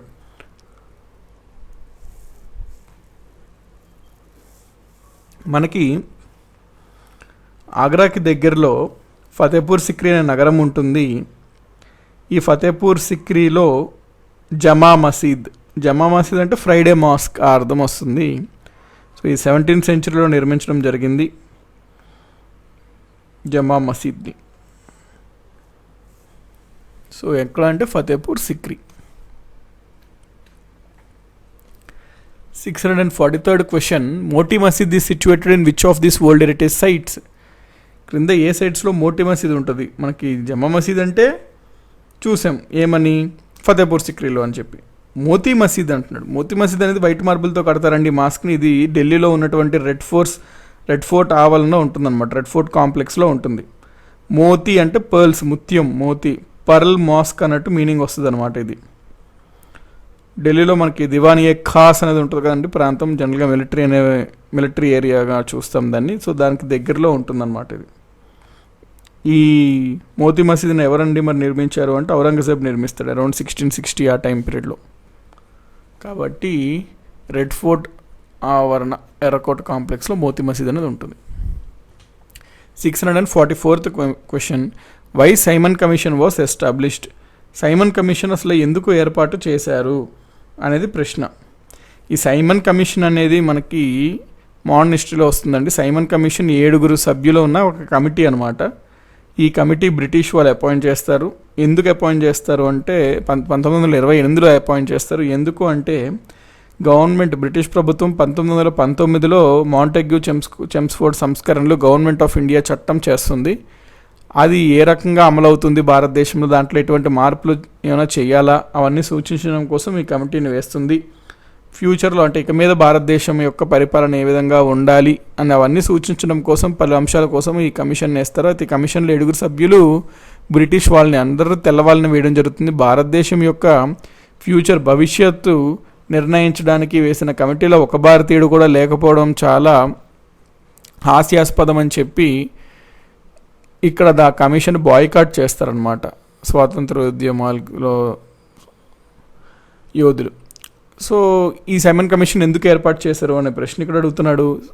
గవర్నమెంట్ ఆఫ్ ఇండియా యాక్ట్ 1919ని మనకి ఈ కమిషన్ ఎట్లా నడుస్తుంది, ఆ చట్టం ఎట్లా అమలవుతుందో ఇక్కడ అవి పరిశీలించి ఇంకా ఫర్దర్గా పరిపాలనలో ఏమన్నా మార్పులు, రిఫార్మ్, సంస్కరణలు చేపట్టాలా సూచించమని చెప్పడం కోసం ఏర్పాటు చేశారనమాట. So A is the correct answer. 645th question, which world heritage monument has been acclaimed as the necropolis of the Mughal dynasty. Necropolis of the Mughal dynasty. Humayun's tomb ఉంటుందండి, చెప్పాం కదా, చాలా ఫేమస్ అన్నమాట ఇవి. హుమాయూన్ యొక్క సమాధి. ఈ హుమాయూన్ యొక్క సమాధిని necropolis of the Mughal dynasty అంటారు. ఎందుకంటే డబుల్ డోమ్ స్ట్రక్చర్స్ ఉంటాయండి హుమాయూన్స్ టూంబ్లో. ఆ డబుల్ డోమ్ ఉండడం వల్ల అంటే దీన్ని నెక్రోపోలిస్గా చేస్తారు. ఓకే కండి, మనకి ఇదా క్లియర్ కదా. ఏ దాన్ని మనం, ఏ కట్టడాన్ని, ఏ నిర్మాణాన్ని మొఘల్ రాజవంశం యొక్క నెక్రోపోలిస్గా చెప్తాము అంటే హుమాయూన్ సమాధి. Who was the author of the book Kitab e Yamini. Kitab e Yamini యొక్క బుక్ గ్రంథ రచయిత ఎవరు అంటే మనకి అబూ నసర్ ఉత్బీ అన్నమాట. అబూ నసర్ ఉత్బీ. అంటే ఇతను ఫుల్ నేమ్ చాలా పెద్ద ఉంటుందండి, అబూ నసర్ మొహమ్మద్ ఇబన్ మొహమ్మద్ అల్ జబ్రు ఏ ఉత్బీ అని. సో సింపుల్గా అబూ నసర్ ఉత్బీ అని గుర్తుపెట్టుకోండి. గ్రంథం పేరు కితాబ్-ఏ యామిని అని గుర్తుపెట్టుకోండి. అబూ నసర్ ఉత్బీ అనే అతను కితాబ్-ఏ యామిని అనే గ్రంథం రచించాడు. Which of the following statements is not correct about Simon commission? కమిషన్కి సంబంధించి కింద వాటిలో సరికాని అంశం ఏది అంటున్నాడు. The activities of Swaraj party had induced the British government to review the working of the diarchy system introduced by the Montagu Chelmsford reforms అంటున్నాడు. అంటే ఏంటి, మనకి 1919 సంస్కరణలో భాగంగా డయార్కీ పద్ధతి, ద్వంద్వ పాలన పద్ధతిని బ్రిటిష్ ప్రభుత్వం ప్రవేశపెట్టిందనమాట. అయితే మరి స్వరాజ్ పార్టీ అనేది ఏర్పడింది భారతదేశంలో. వాళ్ళు ఈ ద్వంద్వ పాలనని తీసివేసేయాలని చాలా డిమాండ్ చేస్తున్నారు. అందుకు గాను ఈ స్వరాజ్ పార్టీ వాళ్ళు చేస్తున్న యాక్టివిటీస్కి గాను అసలు ఈ డయార్కీ సిస్టమ్ ఏ విధంగా పరిపాలన జరుగుతుంది అని సూచించడం కోసం ఏర్పాటు చేశారు అంటే ఇది ఒక పాయింట్ అండి. ఈ కారణం చేత కూడా ఏర్పాటు చేస్తారు. ఫస్ట్ ఇది రైటే. 1927 నవంబర్లో ఏర్పాటు చేస్తారన్నారు, అది రైటే. మరియు సైమన్ కమిషన్ జనరల్గా అందరూ బహిష్కరించారు, ఎందుకంటే అందులో అందరూ తెల్లవారు ఉన్నారు. భారతదేశం యొక్క భవిష్యత్తు తెలిపే ఒక సూచించే కమిటీలో ఒక భారతీయుడు కూడా లేడు అని చెప్పే కారణంతో అందరూ బహిష్కరించారు, అది కరెక్టే. Lala Lajpat Rai died during the protest of Simon commission. Lala Lajpat Rai Simon commission యొక్క ప్రొటెస్ట్లో చనిపోలేదండి. అతను ఈ సైమన్ కమిషన్కి వ్యతిరేకంగా నివాళులు చేస్తాడు. దాంతో సాండర్స్ అనే వ్యక్తి పోలీస్ అధికారి అతన్ని బాగా కొట్టడం జరుగుతుంది. తర్వాత కొన్నాళ్ళకి ఆ గాయాల వల్ల చనిపోతాడు లాలా లజపత్ రాయ్. కాబట్టి డి కరెక్ట్ కాదండి, ఏబీసీ కరెక్టే అనమాట.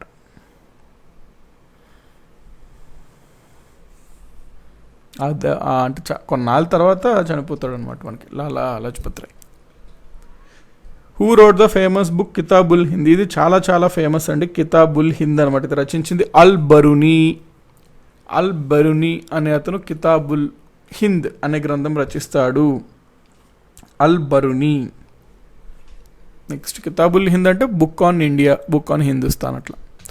649th question, which one is not situated at Fatehpur Sikri? Fatehpur Sikri వద్ద అక్కడ లేనిది ఏంది అని అడుగుతున్నాడు ప్రశ్న. ఫతేపూర్ సిక్రీ ఆగ్రాకి దాదాపుగా 43 కిలోమీటర్ల దూరంలో ఉంటుంది. అక్కడ చాలా నిర్మాణాలు ఉంటాయి, అందులో లేనిది ఏది అని ఇక్కడ ప్రశ్న అడుగుతున్నాడు. మనకి ఫతేపూర్ సిక్రీలో పంచమహల్ ఉంటుంది. సలీం చిష్టి అనే ఒక చిష్టి శాఖకు చెందిన గురువు యొక్క సమాధి కూడా ఉంటుంది.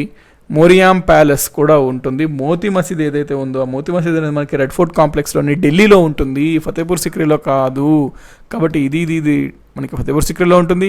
మోతీ మసీద్ వచ్చేసరికి ఢిల్లీ రెడ్ ఫోర్ట్ కాంప్లెక్స్లో ఉంటుంది. కాబట్టి ఆన్సర్ బి అనమాట. 650th question, which of the following ladies wrote an historical account during the Mughal period?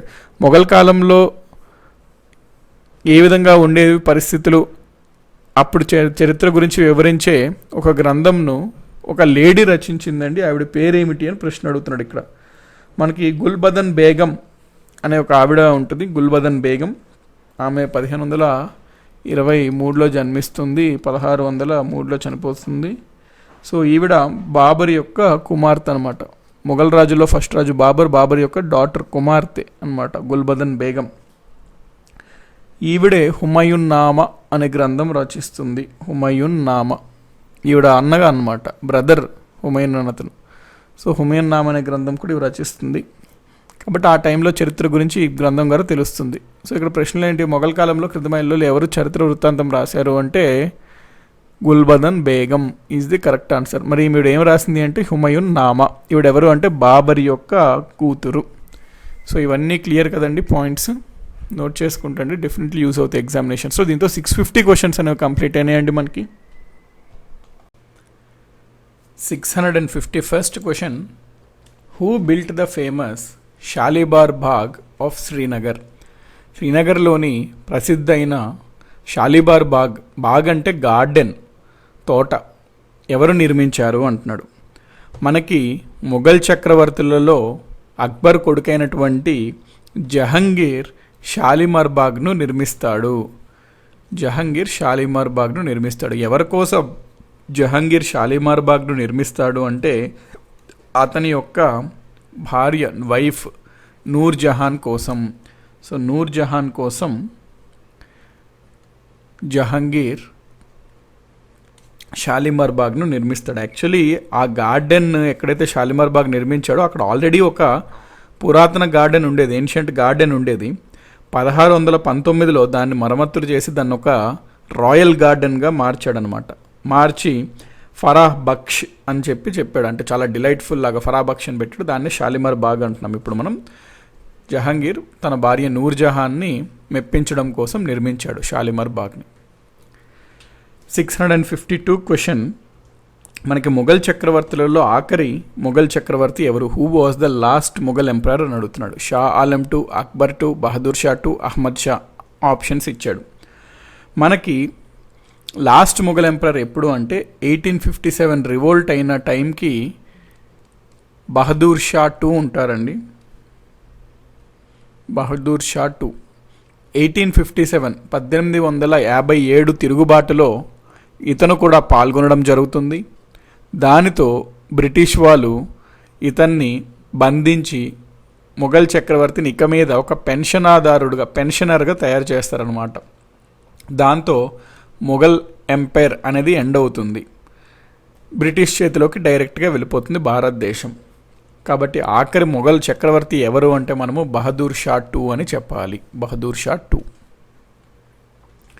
653rd question, which of the following languages was in Vogue during Mughal period in the courts of India? అంటే మన భారత న్యాయస్థానాల్లో మొఘల్ కాలంలో ఉన్నటువంటి న్యాయస్థానాల్లో ఏ భాష వాడుకలో ఉండేది అనేది ప్రశ్న. మనకి మొఘల్స్ పెర్షియన్ భాషను వాడేవారండి. అంటే స్టార్టింగ్ మొఘల్స్ చూసుకున్నారనుకోండి, బాబర్, హుమాయూన్, అప్పట్లో తుర్కిష్ లాంగ్వేజ్ ఉండేది కొంత. కాకపోతే హుమాయూన్ తర్వాత వచ్చినటువంటి మొఘల్ చక్రవర్తులు పెర్షియన్ భాషను ఆదరించారు. అందుకని చేత జనరల్గా మనకి మొఘల్ యొక్క కాలంలో న్యాయస్థానాల్లో లేదా రాజభాష ఏ భాషగా ఉండేది అంటే పెర్షియా అని చెప్పాలి మనం. సో న్యాయస్థానాల్లో పెర్షియన్ భాష మనకి వాడుకలో ఉండేది అనేది ఆన్సర్, పెర్షియన్ భాష. Next 654th question, which Mughal emperor was a good veena player? వీణ మనకు తెలుసు కదండి, ఒక సంగీత పరికరం. మొఘల్ చక్రవర్తులలో మంచి వీణా ప్లేయర్ ఎవరు అని అడుగుతున్నాడు. గ్రేట్ మొఘల్ చక్రవర్తులలో, గొప్ప మొఘల్ చక్రవర్తులలో ఆఖరా అయినటువంటి ఔరంగజేబ్, అంటే చాలామందికి ఫ్యాక్ట్ తెలియదు అనమాట. ఔరంగజేబ్ ఒక మంచి veena player. So Aurangzeb was a good veena player. Mughal చక్రవర్తులను మనం రెండు రకాలుగా చెప్తాం మొఘల్స్ని.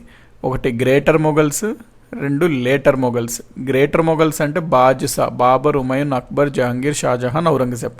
గ్రేటర్ మొఘల్స్లో ఉన్నటువంటి ఆఖరి చక్రవర్తి అయినటువంటి ఔరంగజేబ్ మంచి veena player. 655th question, Hamzanama paintings were produced during the reign of? Hamzanama అండి, హంజా నామా పేరు గుర్తుపెట్టుకోండి. దాదాపుగా 48,000 పేజెస్ కలిగి ఉంటుందన్నమాట ఈ హంజానామా అనేది. 48,000 పేజెస్. సో ఇది మనకి ముఖ్యంగా 1562 ఆ టైంలో, అక్బర్ టైంలో ఈ హంసనామా పెయింటింగ్స్ అనేవి అయినాయండి. సో అక్బర్ టైంలో అనమాట హంసనామా చిత్రాలు అక్బర్ కాలంలో నిర్మించబడ్డాయి. Next 656th question, Mughal paintings reached it's zenith of progress during the reign of?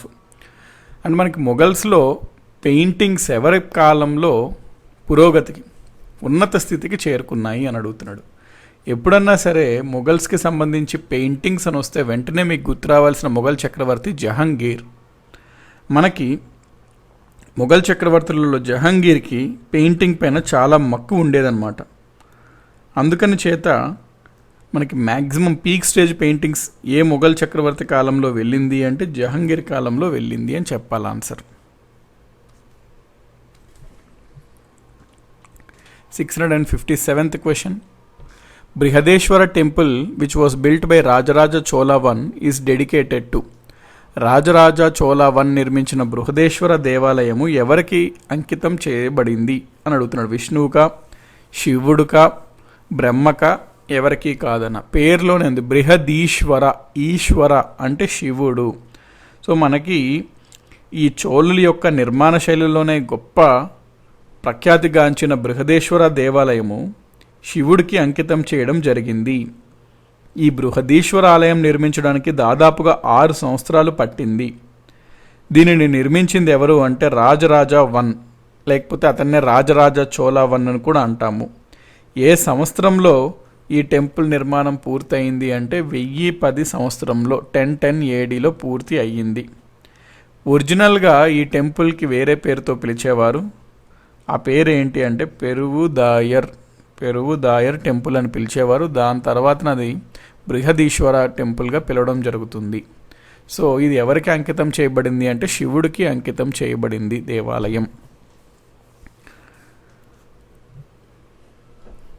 658th question. Rajatarangini was written by. Rajatarangini అనే గ్రంథంని రచించింది ఎవరు? వెరీ ఫేమస్ అండి రాజతరంగని అనే గ్రంథం.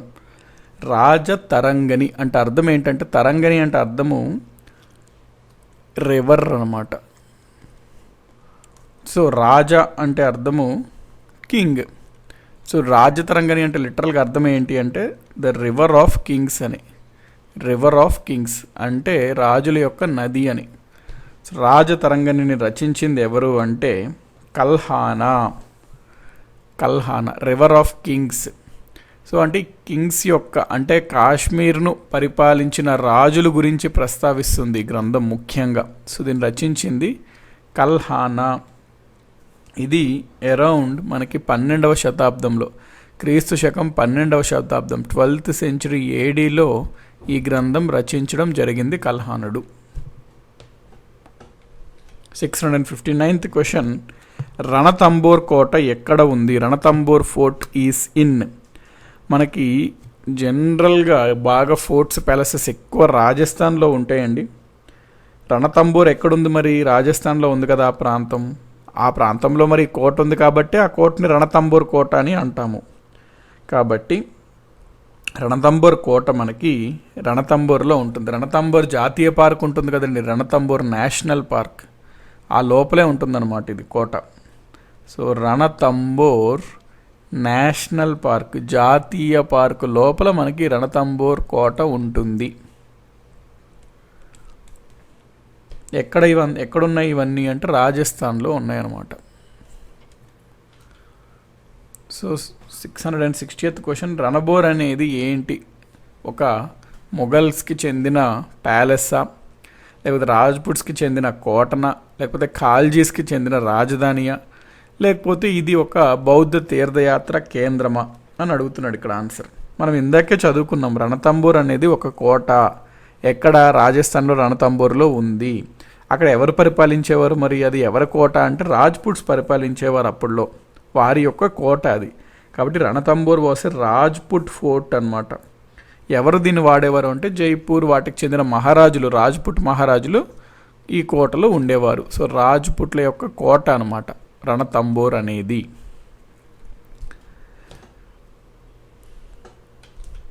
661st question.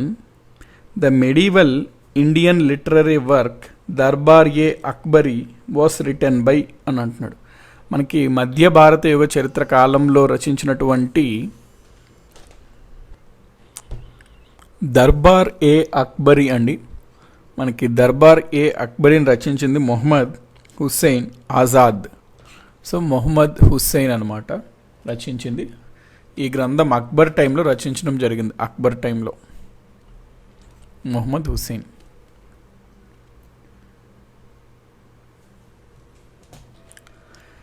662 question. What is the correct chronological sequence of the following rulers? మనకి 4 rulers ఇచ్చాడండి. వాళ్ళలో correct sequence ఏంటి అనేది మనకు అడుగుతున్నాడు ఇక్కడ. ఆప్షన్స్: ముయిజుద్దీన్ బహరామ్ షా, ఇల్తుత్మిష్, రజియా, రుక్నుద్దీన్ ఫిరోజ్. వీళ్ళ పేర్లు చూస్తే మీకు ఒక ఐడియా వచ్చి ఉంటుంది. వీళ్ళందరూ ఢిల్లీ సుల్తాన్స్ని పరిపాలించినటువంటి మొదటి వంశమైనటువంటి స్లేవ్ డైనాసిటీ, బానిస వంశంకి చెందిన రాజులు అని. రూలర్స్ అని. స్లేవ్ డైనాస్టీలో మనం ఆర్డర్లో చూసుకుంటే వీరిలో ఫస్ట్ పరిపాలించింది జనరల్గా మనకు అన్నిటికన్నా స్లేవ్ డైనాస్టీని స్థాపించిన అతను కుతుబుద్దీన్ ఐబక్ అంటాము. ఇచ్చిన ఆప్షన్స్లో మనకు ఆర్డర్లో చూసుకుంటే ఫస్ట్ ఇల్తుత్మిష్ వస్తాడండి. ఇల్తుత్మిష్ వస్తాడు ఫస్ట్. ఇల్తుత్మిష్ తర్వాత మనకి రుక్నుద్దీన్ ఫిరోజ్ వస్తాడు ఇచ్చిన ఆప్షన్స్ పరంగా మాట్లాడుకున్నట్లయితే. దాని తర్వాత రజియా సుల్తానా, ఈవిడ లేడీ అనమాట, first lady Muslim ruler of India. Razia Sultana తర్వాత మనకి ముయిజుద్దీన్ బహరం షా రావడం జరుగుతుంది. సో 2, 4, 3, 1 బి అనేది కరెక్ట్ ఆప్షన్ అండి క్రొనలాజికల్ ఆర్డర్లో. జనరల్గా మనకి మోస్ట్లీ ఇట్లా అడగకపోవచ్చు, అంటే టఫ్ అనిపిస్తుంది అనమాట, ఇట్లా కరెక్ట్ ఆర్డర్లో పెట్టండి అని చెప్పి. ఒకవేళ ఇంపార్టెంట్ రూలర్స్ కుతుబుద్దీన్ ఐబక్, ఇల్తుత్మిష్, రజియా సుల్తానా వీరు ఇంపార్టెంట్ అట్లా ఇస్తే ఓకే, ఇట్లా ఇస్తే కొంచెం టఫ్ అండి.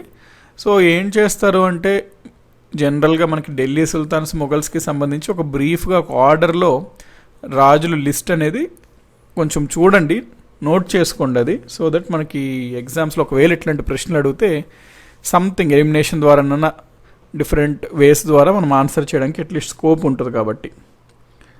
Next question, who among the following witnessed the rain of 8 Delhi sultans అంటున్నాడు. అంటే కింద ఇచ్చిన వారిలో ఎవరు 8 ఢిల్లీ సుల్తాన్స్ని తను చూశాడు, ఆ పాలనను చూశాడు. 8 మంది, అతను ఉన్న కాలంలో 8 మంది ఢిల్లీ సుల్తాన్స్ మారారు, ఎవరు అతను అంటున్నాడు.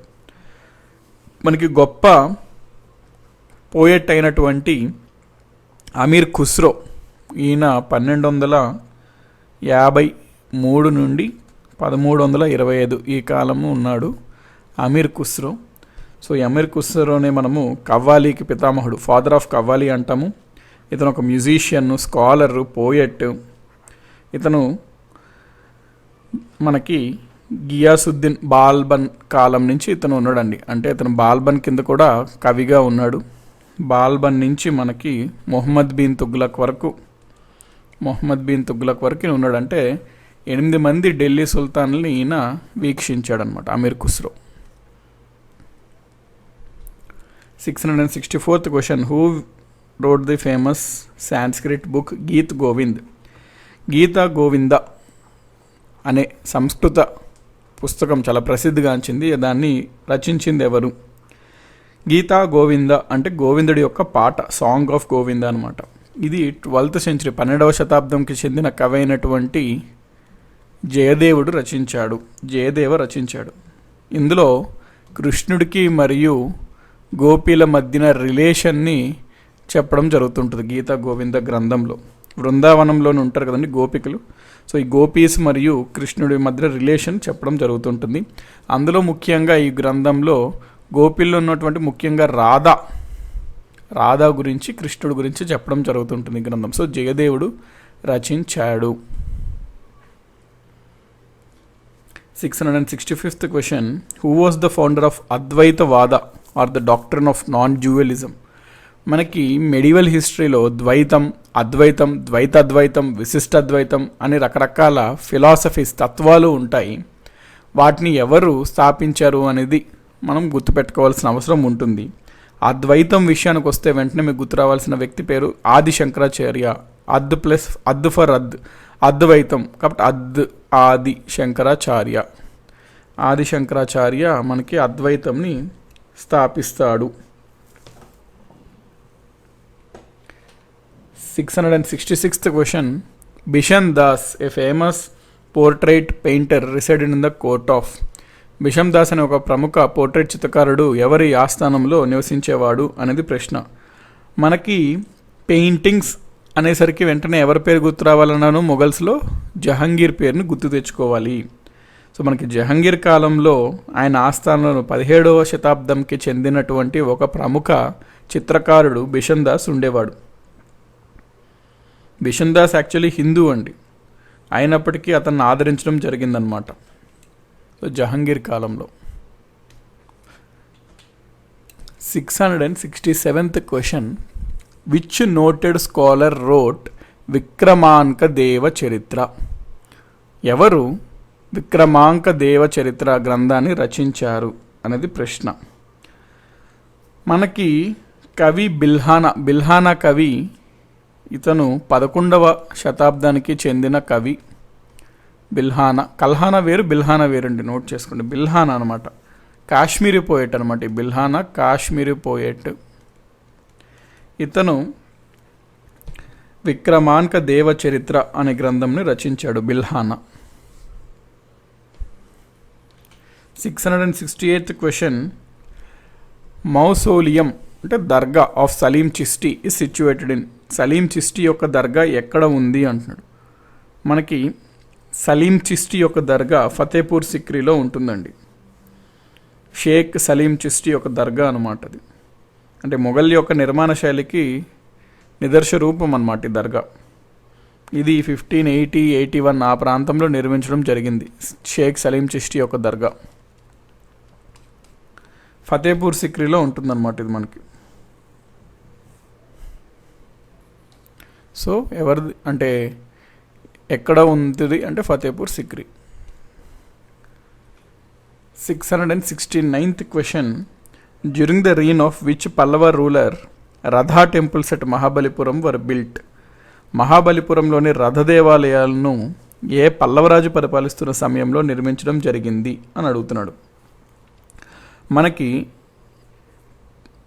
మహాబలిపురంలో రథ దేవాలయాలకు సంబంధించి 7వ శతాబ్దంలో 7th సెంచురీలో మహేంద్రవర్మన్ I అనే పల్లవరాజు పరిపాలిస్తున్నప్పుడు 5 రథాల దేవాలయం నిర్మాణం అనేది స్టార్ట్ అయిందండి. దాని తర్వాత అతని కొడుకైనటువంటి నరసింహవర్మన్ I కాలంలో వర్క్ అనేది కంటిన్యూ అయ్యింది.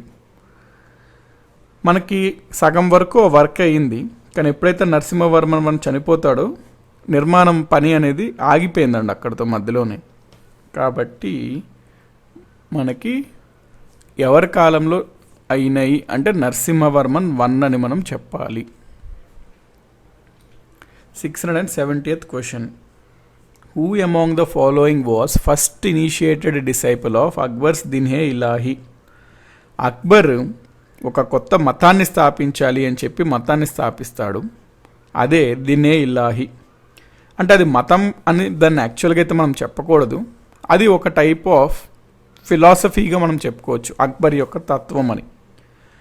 ఈ అక్బర్ స్థాపించిన దినే ఇలాహి అనే పద్ధతిని మొట్టమొదటిగా స్వీకరించింది ఎవరు అంటే అక్బర్కి బాగా సన్నిహితుడైనటువంటి బీర్బల్. ఈ అక్బర్ చెప్పినటువంటి దినే ఇలాహి మోనోథియిజం అంటే ఒకటే దేవుడిని నమ్మాలి అనేది ఆధారంతో ఉంటుంది.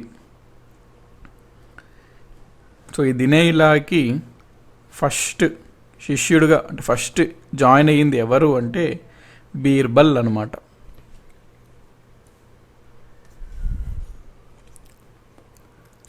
$671st question. Identify among the following the saint who had preached non sectarianism in medieval times. అంటే నాన్ సెక్టేరియనిజం అంటే జనరల్గా ఏంటి అంటే శాఖలుగా చాలా మతాలు అట్లా విడిపోతున్నాయి. అన్ని శాఖలుగా విడిపోవాల్సిన అవసరం వద్దు, అంతా ఒకటే అని మధ్యయుగ కాలంలో ఎవరు బోధించారు అని అడుగుతున్నాడు ప్రశ్న. మనకు ముఖ్యంగా దాదు అనే ఒక సెయింట్ అనే ఒక ఋషి లేకపోతే అనే ఒక సన్యాసి నాన్ సెక్టేరియనిజం మెడివల్ టైమ్స్లో శాఖలుగా విభజించిపోవడానికి వ్యతిరేకించుతూ ఈయన బోధన చేసేవారు, దాదు అనే అతను. 672nd question. Who was the author of famous Persian series of 52 stories Tutinama. 52 కథల ట్యూటినామా యొక్క ప్రసిద్ధ పెర్షియన్ సిరీస్ రచయిత ఎవరు అని అంటున్నాడండి. సో ఈ ట్యూటినామా అనేది ఒక గ్రంథము.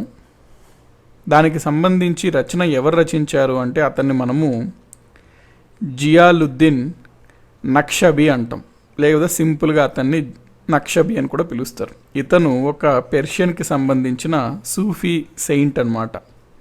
ఇతను ఉత్తరప్రదేశ్ నుంచి మనకటి ఈయన పెర్షియా నుంచి ఉత్తరప్రదేశ్ ప్రాంతానికి మైగ్రేట్ అయ్యారు. ఎప్పుడు 14th సెంచురీ ఆ కాలంలో 14వ శతాబ్దంలో ఇతను మైగ్రేట్ అవ్వడం జరిగింది. ఎవరు? జియావుద్దీన్ నక్షబి. ఇతను పెర్షియన్ భాషలో ట్యూటినామా అనే గ్రంథంని రచించాడు. అందులో 52 స్టోరీస్ ఉంటాయి అన్నమాట. ఏ భాషలో ఉంటుంది ట్యూటినామా అనే గ్రంథం? పెర్షియన్ భాషలో ఉంటుంది. ఎవరు రచించారు? నక్షబి. సింపుల్గా చెప్పాలంటే ఫుల్ నేమ్ అతనిది Ziauddin Nakhshabi. 673rd question. Which world heritage site comprises of the Alai Darwaza gate? అలై దర్వాజా గేటును కలిగి ఉన్న ప్రపంచ వారసత్వ ప్రదేశం ఏది? Humayun's tomb, Mahabodhi temple complex, Qutub Minar, red fort complex అనే ఆప్షన్స్ మనకి ఇచ్చాడు. ఢిల్లీలో కుతుబ్ మినార్ కాంప్లెక్స్ ఉంటుంది కదండి. ఆ కుతుబ్ మినార్ కాంప్లెక్స్లోనే మనకు ఒక మాస్క్ ఉంటుందన్నమాట, కువత్తుల్ ఇస్లాం మాస్క్ అని. ఆ మాస్క్కి దక్షిణ వైపు అలై దర్వాజా అనే ఒక నిర్మాణం ఉంటుంది. ఈ అలై దర్వాజాని నిర్మించింది ఎవరు అంటే అలావుద్దీన్ ఖిల్జీ. ఏ సంవత్సరంలో నిర్మించాడు అంటే 1311వ సంవత్సరంలో నిర్మించాడు. 1311 AD బై అలావుద్దీన్ ఖిల్జీ. ఈ అలై దర్వాజాను అతను రెడ్ శాండ్ స్టోన్, ఇసుక రాయితో నిర్మించడం జరిగింది. రెడ్ శాండ్ స్టోన్తో. ఇది ఎక్కడుంటుంది అంటే కుతుబ్ మినార్ కాంప్లెక్స్లో ఉంటుందన్నమాట. 674th question. Which world heritage site comprises of the tomb of Iltutmish? Iltutmish యొక్క సమాధిని కలిగి ఉన్న ప్రపంచ వారసత్వ ప్రదేశం ఏది అంటున్నాడు. మనకి ఇందాక ఏదైతే చదివామో కుతుబ్ మినార్ కాంప్లెక్స్ అని, ఆ కుతుబ్ మినార్ యొక్క కాంప్లెక్స్లో నేను మీకు చెప్పాను కదండి, కువత్ ఉల్ ఇస్లాం అనే మాస్క్ ఉంటుంది అని. ఆ మాస్క్లోనే, ఆ మాస్క్ దగ్గరలో ఇల్తుత్మిష్ యొక్క సమాధి కూడా నిర్మించడం జరిగింది. ఈ మొత్తం ఈ కుతుబ్ మినార్ ప్రదేశం అంతా యునెస్కో వరల్డ్ హెరిటేజ్ సైట్గా 1993లో మనకి డిక్లేర్ చేయడం జరిగింది. మొత్తం కుతుబ్ మినార్ కాంప్లెక్స్ని యునెస్కో వరల్డ్ హెరిటేజ్ సైట్గా వారసత్వ సంపదగా డిక్లేర్ చేయడం జరిగింది. కుతుబ్ మినార్ కాంప్లెక్స్ అంటే దాంట్లో కుతుబ్ మినార్ ఆ రీజన్ మొత్తం చాలా నిర్మాణాలు ఉంటాయండి. ఫర్ ఎగ్జాంపుల్ మనకి కుతుబ్ మినార్ అనేది ఉంటుంది కుతుబ్ మినార్ కాంప్లెక్స్ లోపలే. ఈ కువ్వత్తుల్ ఇస్లాం మాస్క్ ఉంటుంది, అలై దర్వాజా ఉంటుంది, ఐరన్ పిల్లర్ మనం చూసాం కానీ మెహ్రౌలీ ఐరన్ పిల్లర్ అంటాము, మెహ్రౌలీ ఐరన్ పిల్లర్ ఉంటుంది. అదేవిధంగా అలాయ్ మినార్ అనే ఒక నిర్మాణం కూడా ఉంటుంది. సో ఇల్తుత్మిష్ యొక్క తోంబ్ ఎక్కడ ఉంటుంది అంటే కుతుబ్ మినార్ కాంప్లెక్స్లో ఉంటుంది. 675th question. What is meant by Mughlai? మనము రెస్టారెంట్స్లో చాలాసార్లు చూసుంటాం మొఘలాయ్ ఫుడ్, మొఘలాయ్ క్యూజిన్ అట్లా అని చెప్పి. సో మొఘలాయ్ అంటే జనరల్గా మొఘల్స్ ఆ ప్యాలెసెస్లో వాళ్ళ టైంలో ఆ టైప్ ఆఫ్ ఫుడ్ని మొఘలాయ్ ఫుడ్స్ అనేవారు. అప్పట్లో జనరల్గా తయారైన ఫుడ్ మంచి స్పైసెస్, సుగంధ ద్రవ్యాలతోని, నట్స్, డ్రై ఫ్రూట్స్ వాటితోని బాగా అలంకరించేవారు. సో ఆ టైప్ ఆఫ్ స్టైల్ ఆఫ్ కుకింగ్నే వంటల్ని మొఘలాయ్ ఫుడ్స్ అంటారు. సో మొఘలాయ్ అనేది ఒక గొప్ప ఆహారం, మొఘల్స్కి చెందిన ఆహారం అనమాట.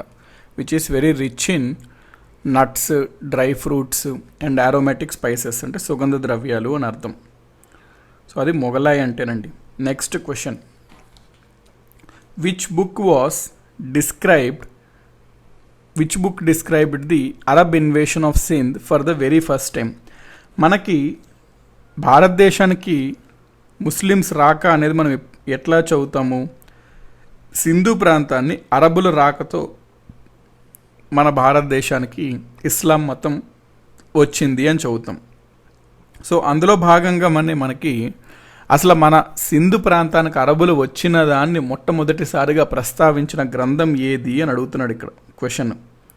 సో ఆ క్వశ్చన్ క్లియర్ కదండి. ఏ గ్రంథము మొట్టమొదటిసారిగా అరబులు మన సింధు ప్రాంతానికి వచ్చారు అని తెలియజేస్తుంది అని అంటున్నాడు. చాచ్ నామా అనే ఒక గ్రంథం ఉంటుంది. చాచ్ నామా అనే గ్రంథము, దాన్నే ఫతే నామా అని కూడా అంటారు. చాచ్ నామా, దీన్నే ఫతే నామా అని కూడా అంటారు.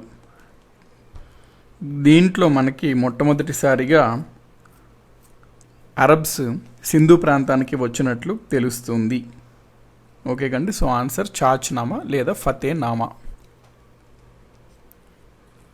677th question. Which of the following is in the world heritage list? క్రింద వాటిలో ఏది ప్రపంచ వారసత్వ జాబితాలో ఉన్నది అంటున్నాడు. ఖజురహో, హంపి, నలంద శిథిలాలు ruins, all the above. Khajuraho గుహలు మనకి ప్రపంచ వారసత్వ సంపదగా గుర్తింపు పొందినది. అదేవిధంగా మనకి హంపి దేవాలయం, హంపీలో ఉన్నటువంటివి కూడా వరల్డ్ హెరిటేజ్ లిస్ట్లో ఇంక్లూడ్ అయినాయి, as well as Nalanda ruins కూడా. కాబట్టి all of the above is the correct option. So మనకి వరల్డ్ హెరిటేజ్ లిస్ట్ ఇండియాలో ఏమేమి ఉన్నాయనేది ఖచ్చితంగా మనకి తెలియాలండి, ఎందుకంటే వాటిపైన ప్రతి ఎగ్జామినేషన్లో ప్రశ్న అయితే అడుగుతున్నాడు కాబట్టి.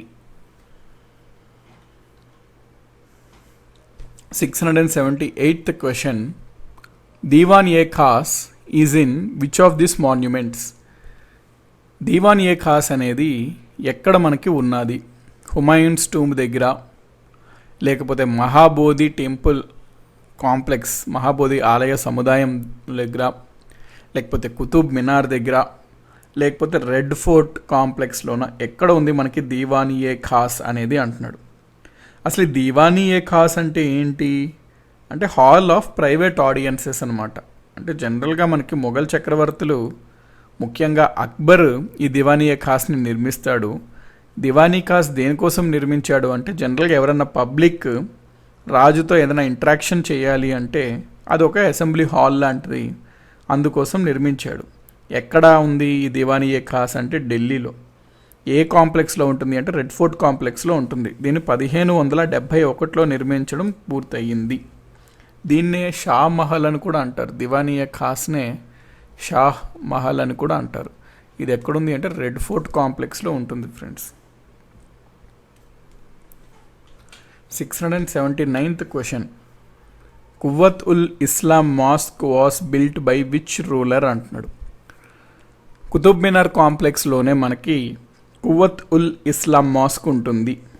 దీన్నే మనము కుతుబ్ మాస్క్ అని కూడా అంటామండి. వెరీ ఇంపార్టెంట్, గుర్తుపెట్టుకోండి పాయింట్. కువ్వత్ ఉల్ ఇస్లాం మాస్క్నే కుతుబ్ మాస్క్ అని కూడా అంటాము.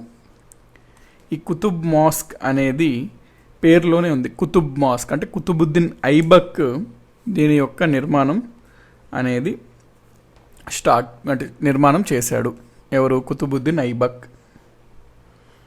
ఓకే కదండి, కుతుబుద్దీన్ ఐబక్ అనమాట ఆన్సర్. స్లేవ్ డైనాసిటీని స్థాపకుడైనటువంటి కుతుబుద్దీన్ ఐబక్ కువ్వతుల్ ఇస్లాం అనే మాస్క్ను నిర్మించడం జరుగుతుంది. ఈ మాస్క్కి కుతుబ్ మాస్క్ అని కూడా పిలుస్తారు. 680th question, what was the unique system developed by the Mughals? మొఘలులు అభివృద్ధి చేసిన ఒక ప్రత్యేకమైన వ్యవస్థ ఏంటి? సెంట్రలైజ్డ్ ఆటోక్రసీనా అంటే కేంద్రీకృత నిరంకుశత్వమా, రొయత్వారీ సెటిల్మెంటా, మన్సబ్దారీ వ్యవస్థన, లేకపోతే నేరాలు గుర్తించడానికి స్థానిక బాధ్యతలను ఆ పద్ధతిన?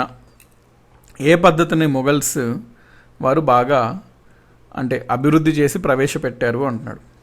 మనం బాగా వింటాం మన్సబ్దారీ వ్యవస్థ మొఘల్స్కి బాగా సంబంధం ఉంటుంది అని. సో మొఘల్స్ మన్సబ్దారీ వ్యవస్థను బాగా అభివృద్ధి చేసి మన భారతదేశంలో ప్రవేశపెట్టడం జరుగుతుంది. ఇది ఒక యూనిక్ స్టైల్ అనమాట. అయితే ఈ మొఘల్స్ మన్సబ్దారీ వ్యవస్థ ఆల్రెడీ మొఘల్స్ కన్నా ముందే ఉండేది. వీరు దాన్ని అభివృద్ధి చేసి భారతదేశానికి సూటబుల్ అయ్యే విధంగా వీరు ఇక్కడ మనకి పెట్టారు. అసలు ఈ మన్సబ్దారీ వ్యవస్థని ఫస్ట్ టైం ఎక్కడ స్టార్ట్ అయ్యింది అంటే మనకి చైనీస్ని అప్పట్లో పరిపాలిస్తున్న మంగోల్లో పరిపాలిస్తున్న రాజు అయినటువంటి చెంగిస్ ఖాన్ అని ఒక రాజు ఉండేవాడు. ఆ చెంగిస్ ఖాన్ ఈ మన్సబ్దారీ వ్యవస్థని మొట్టమొదటిసారిగా మనకి ప్రారంభిస్తాడు. దాన్ని కొంచెం అభివృద్ధులు చేసి మన భారతదేశానికి సరిపోయే విధంగా మొఘల్ చక్రవర్తులు మన్సబ్దారీ వ్యవస్థని భారతదేశంలో ప్రవేశపెడతారు. కాబట్టి యూనిక్ స్టైల్ ఏంటి మొఘల్స్ డెవలప్ చేసింది అంటే మన్సబ్దారీ వ్యవస్థ.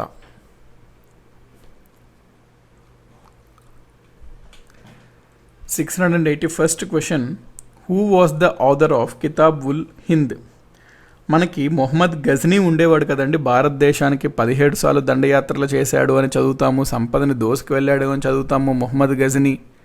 ఆ మొహమ్మద్ గజ్నీ యొక్క ఆస్థానంలో ఒక ప్రసిద్ధిగాంచిన కవి ఉండేవాడండి. ఆ కవి పేరే అల్ బెరునీ.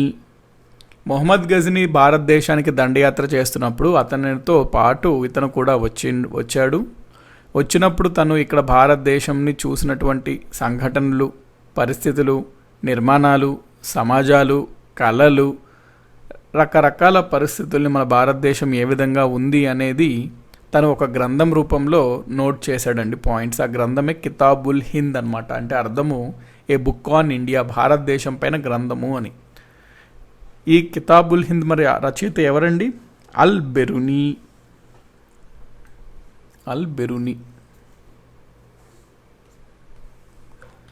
682nd question. Who is the author of Shah Nama? Shah Nama అంటే రాజుల యొక్క గ్రంథము అని, బుక్ ఆఫ్ కింగ్స్ అని. సో షా నామా అనే గ్రంథం యాక్చువల్లీ ఇది ఒక పోయం అండి, లాంగ్ పోయం ఇది. దీన్ని పర్షియన్ కవి అయినటువంటి ఫిరదౌసి రచిస్తాడు. 977 AD ఈ కాలంలో ఫిరదౌసి షా నామా అనే గ్రంథాన్ని రచించడం జరుగుతుంది. ఫిరదౌసి. 683rd question. Where is the బడా ఇనాందారా లొకేటెడ్? బడా ఇనాందారా ఎక్కడ ఉంది అంటున్నాడు. మనకి ఆసఫీ ఇమాంబారా అంటే లార్జ్ అనమాట. ఆసఫీ అంటే లార్జ్ ఇమాంబారా లేదా బడా ఇమాంబారా అనేది లక్నో, మన భారతదేశంలో యూపీలో ఉన్నటువంటి లక్నోలో ఇది ఒక మాస్క్ సముదాయం అనమాట, మాస్క్ కాంప్లెక్స్. దీన్ని నిర్మించింది ఎవరు అంటే అప్పుడు ఈ ప్రాంతంని అవధ్ అనేవారు. ఆ అవధ్ని పరిపాలిస్తున్న నవాబ్ అనమాట, నవాబ్ ఆఫ్ అవధ్. ఎవరు అతను? అతని పేరు ఏమిటి అంటే అసఫ్ ఉద్ దౌలా. సో ఈ అసఫ్ ఉద్ దౌలా అనే అతను 1784లో మనకి బడా ఇమాంబరాన్ని నిర్మించడం జరిగింది. ఈ బడా ఇమాంబరాని అసఫీ ఇమాంబరాను కూడా అంటాము, ఎందుకంటే నిర్మించింది అసఫుద్ దౌలా కాబట్టి. ఇది ఎక్కడుంది అంటే లక్నోలో ఉంటుంది.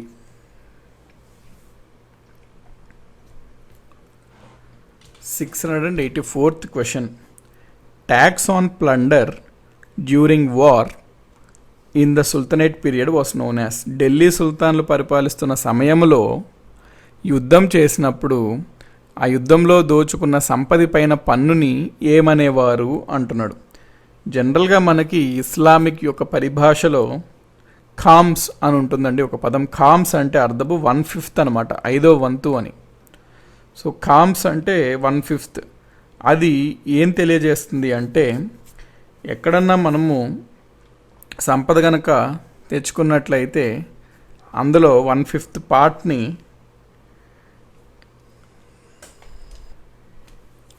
సుల్తాన్కి లేదా ఖలీఫాకు ఇవ్వవలసి ఉంటుంది. తద్వారా మనకి స్వీకరించిన డబ్బుని ముస్లింల యొక్క ఎవరికైతే అవసరంలో ఉంటారో, బాగా ఆర్థిక పరిస్థితులు బాగాలేదో వారికి చేయూత ఇవ్వడం కోసం ఖర్చు పెట్టాలి అని ఉంటుంది. So tax on plunder during war in the sultanate పీరియడ్ని మనము ఖామ్స్ అని అంటాము. Khams. 685th question. Atala Masjid was built by sultan Ibrahim is located at. ఎక్కడ ఉంది అంటే సుల్తాన్ ఇబ్రహీం నిర్మించిన అటాలా మసీదు ఎక్కడ ఉంది అనేది ప్రశ్న. మనకి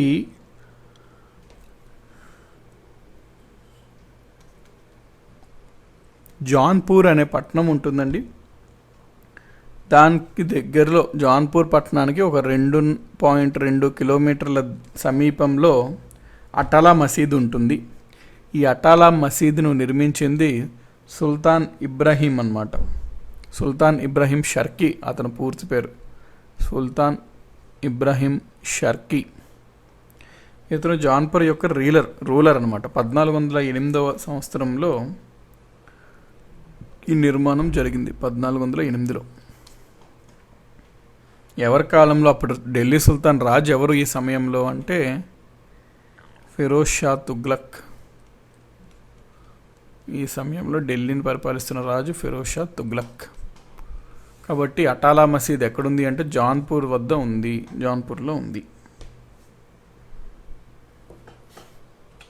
686th question. In the Delhi Sultanate, an administrative unit called Pargana was headed by.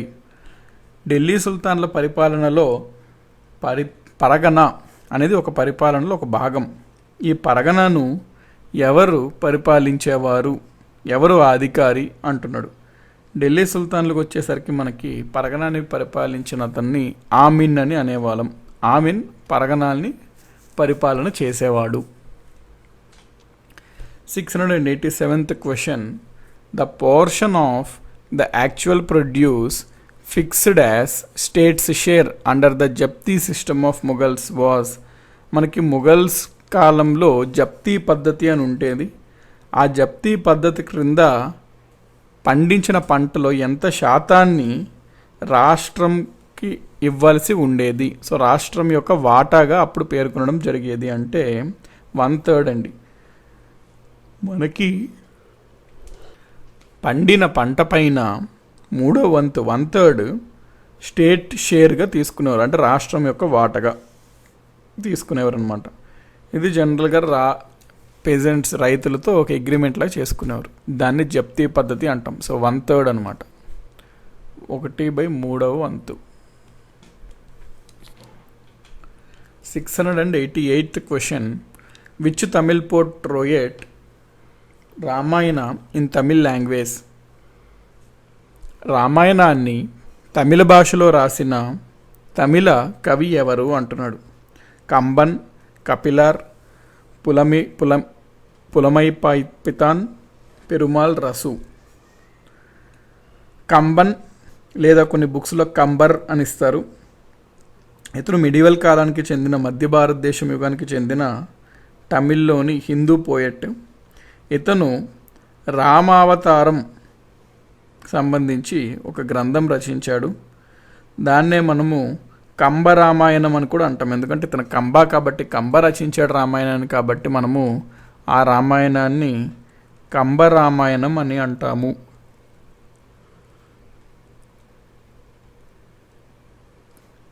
Kamba Ramayanam. ఈ కంబ రామాయణం అని ఎందుకు అంటామంటే రామాయణం తమిళ వెర్షన్లో కంబర్ లేకపోతే కంబల్ అనే రాజు రచించాడు కాబట్టి కంబ రామాయణం అని అంటాం. ఇది Tamil version of Ramayanam. Original version of Ramayanam ఎవరు రచించారండి? వాల్మీకి కదా. అంటే ఒరిజినల్గా రామాయణాన్ని వాల్మీకి రచించడం జరిగింది. వేరే తమిళ్ వెర్షన్ని కంబార్ రచించాడు. అందుకని దాన్ని మనం కంబ రామాయణం అని కూడా అంటాము. సో కంబన్ ఆర్ కంబార్ అని కూడా ఇస్తాడండి. ఏది ఇచ్చినా రైటే. 689th question. Gangaikonda Cholapuram was built during medieval India and was erected as the capital of Cholas by. అంటే గంగైకొండ చోళాపురం మధ్యయుగ భారతదేశంలో నిర్మించబడింది మరియు చోళుల రాజధానిగా దీన్ని నిర్మించారు. ఎవరు దీన్ని నిర్మించి రాజధానిగా చేపట్టారు అని ప్రశ్న అడుగుతున్నాడు. మనకి చోళుల్లో పరిపాలించినటువంటి గొప్ప రాజు అయినటువంటి రాజేంద్ర చోళ I గంగైకొండ చోళాపురం అనే ఒక పట్టణాన్ని నిర్మించాడు. ఈ రాజేంద్ర చోళ అనే అతను ఈ గంగైకొండ చోళాపురంని చోళుల యొక్క రాజధానిగా కూడా చేశాడు. So answer Rajendra Chola I. 690th question. The tomb of Jahangir was built at. Jahangir సమాధి ఎక్కడ నిర్మించబడినది అని ప్రశ్న అడుగుతున్నాడు. జహంగీర్ యొక్క సమాధి షాదారా బాగ్, పాకిస్తాన్లోని లాహోర్ వద్ద ఉన్నటువంటి షాదారా బాగ్లోని జహంగీర్ యొక్క సమాధిని నిర్మించడం జరిగింది. కాబట్టి పాకిస్తాన్లోని లాహోర్ అండి. మనకి దాన్ని షాదారా బాగ్ అంటాం. షాదారా బాగ్. దీంతో 690 క్వశ్చన్స్ కంప్లీట్ అయినాయండి. 691st question. The foreign traveler who visited India during the Mughal period and who left us an expert's description of the peacock throne was. An అన్నమాట. ఇది an experts description of the peacock throne was. Mughal కాలంలో భారతదేశాన్ని సందర్శించిన ఒక విదేశీ యాత్రికుడు మనకి భారతదేశం యొక్క పరిస్థితి గురించి మరియు నెమల సింహాసనం గురించి మంచి వివరణ ఇచ్చాడు. ఎవరు ఆ విదేశీ యాత్రికుడు అని ప్రశ్న అడుగుతున్నాడు. జెరోనిమో వెరోనియోనా, లేదా ఓమ్రా డానిష్మండ్ ఖానా, లేకపోతే టావెర్నియరా, లేకపోతే ఆస్టిన్ ఆఫ్ బోర్డియక్సా, ఎవరు అనే ప్రశ్న మనకి ఇక్కడ అడుగుతున్నాడు. ఇక్కడ చూడండి, ట్రావెర్నియర్ అనే ఒక ఫ్రెంచ్ యాత్రికుడు అనమాట. జీన్ బాప్టిస్ట్ టావెర్నియర్ అతను పూర్తి పేరు. ఇతను యాక్చువల్లీ ఒక జ్యువెలర్ అండి, ఒక వ్యాపారవేత్త, బంగారు వ్యాపారవేత్త అనమాట. అయితే ఇతను యాత్రికుడు, ట్రావెలర్ కూడా. ఇతను మొఘల్ కాలంలో రావడం జరిగింది. దాని తర్వాత వచ్చినప్పుడు ఇక్కడ చూసిన అతను గ్రంథం రూపంలో రచించాడు. అందులో భాగంగా మనకి ముఖ్యంగా ఈయన నెమలి సింహాసనం గురించి బాగా ప్రస్తావించడం చెప్తాడనమాట బాగా. So answer Tavernier. పూర్తి పేరు జీన్ బాప్టిస్ట్ టావెర్నియర్, ఫ్రెంచ్ అతను అనమాట. ఇతను Tavernier. 692nd question. Who was the last Mughal emperor to sit on the peacock throne? నెమలి సింహాసనం పైన కూర్చున్నటువంటి చివరి మొఘల చక్రవర్తి ఎవరు అని ప్రశ్న అడుగుతున్నాడు. జహందర్ షా, మొహమ్మద్ షా, షా ఆలం వన్, బహదూర్ షా జఫర్, ఎవరు అంటున్నాడు. ఔరంగజేబ్ చనిపోయిన తర్వాత అతని కొడుకు బహదూర్ షా వన్ సింహాసనం పైకి వస్తాడు. ఆ తర్వాత ఫరూక్ సియర్, రఫీఉద్ దరాజత్, షాజహాన్ టూ, ఆ తర్వాత మొహమ్మద్ షా అనే రాజు వస్తాడు. ఈ మొహమ్మద్ షా వచ్చినప్పటికీ చాలా వరకు మొఘల్ యొక్క ప్రతిష్ట అనేది బాగా తగ్గిపోతుంది. వాటి యొక్క బలం కూడా, రాజ్యం యొక్క బలం, పేరు, ప్రతిష్ట కూడా బాగా తగ్గిపోయింది అనమాట ఆ కాలంకే. అందులో భాగంగా మనకి మరాఠాస్ కూడా బాగా పవర్ఫుల్ అవుతున్నారు. పెర్షియా రాజు అయినటువంటి నాదిర్ షా అటాక్ చేయడానికి ట్రై చేస్తున్నాడు. అప్పుడు మనకి నాదిర్ షా అబ్దాలి అనే అతను, ఆఫ్ఘనిస్తాన్ని పరిపాలిస్తున్న అతను, మన భారతదేశం పైన దండయాత్ర చేసి మొహమ్మద్ షా పరిపాలిస్తున్నప్పుడు ఆయన పైన కూడా దండయాత్ర చేసి ఆయన దగ్గర ఉన్నటువంటి ఎన్నో సిరి సంపదలను పట్టుకు వెళ్ళాడు. అందులో ఒకటి కోహినూర్ వజ్రం కలిగి ఉన్న సింహాసనము. కాబట్టి కోహినూర్ కలిగిన సింహాసనం పైన కూర్చున్నటువంటి చివరి మొఘల్ చక్రవర్తి ఎవరు అంటే మొహమ్మద్ షా. లేటర్ మొఘల్స్ అన్నమాట వీరంతా. 693rd question. The 7 pagodas of Mahabalipuram are a witness to the art patronized by the. Mahabalipuram యొక్క 7 పగోడాలు ఉంటాయి కదండి, ఆ దేవాలయాలు. ఇవి ఏ కళకు సాక్షి? చోళులదా, పల్లవులదా, పాండ్యులదా, కాకతీయులదా అనే ప్రశ్న ఇక్కడ మనకు అడుగుతున్నాడు. మనకి ఒక బ్రిటిష్ చరిత్రకారుడు, అతని పేరు ఫైసన్ అని ఉంటుందండి, డిఆర్ ఫైసన్. ఈ డిఆర్ ఫైసన్ అనే చరిత్రకారుడు మహాబలిపురం మరియు 7 పగోడాలకు సంబంధించిన ఆ పట్టణం గురించి, అక్కడ ఉన్నటువంటి ఆ దేవాలయాల గురించి అతను ఒక గ్రంథం రచించాడు. ఆ గ్రంథంలో అతను ఏం చెప్తాడు అంటే, పల్లవరాజు అయినటువంటి నరసింహవర్మన్ వన్ అనే అతను ఈ యొక్క నిర్మాణాలు చేపట్టాడు అని చెప్తాడు. సో నరసింహవర్మన్ వన్ ఏ రాజవంశం వాడు? పల్లవులకు చెందినవాడు, పల్లవాస్.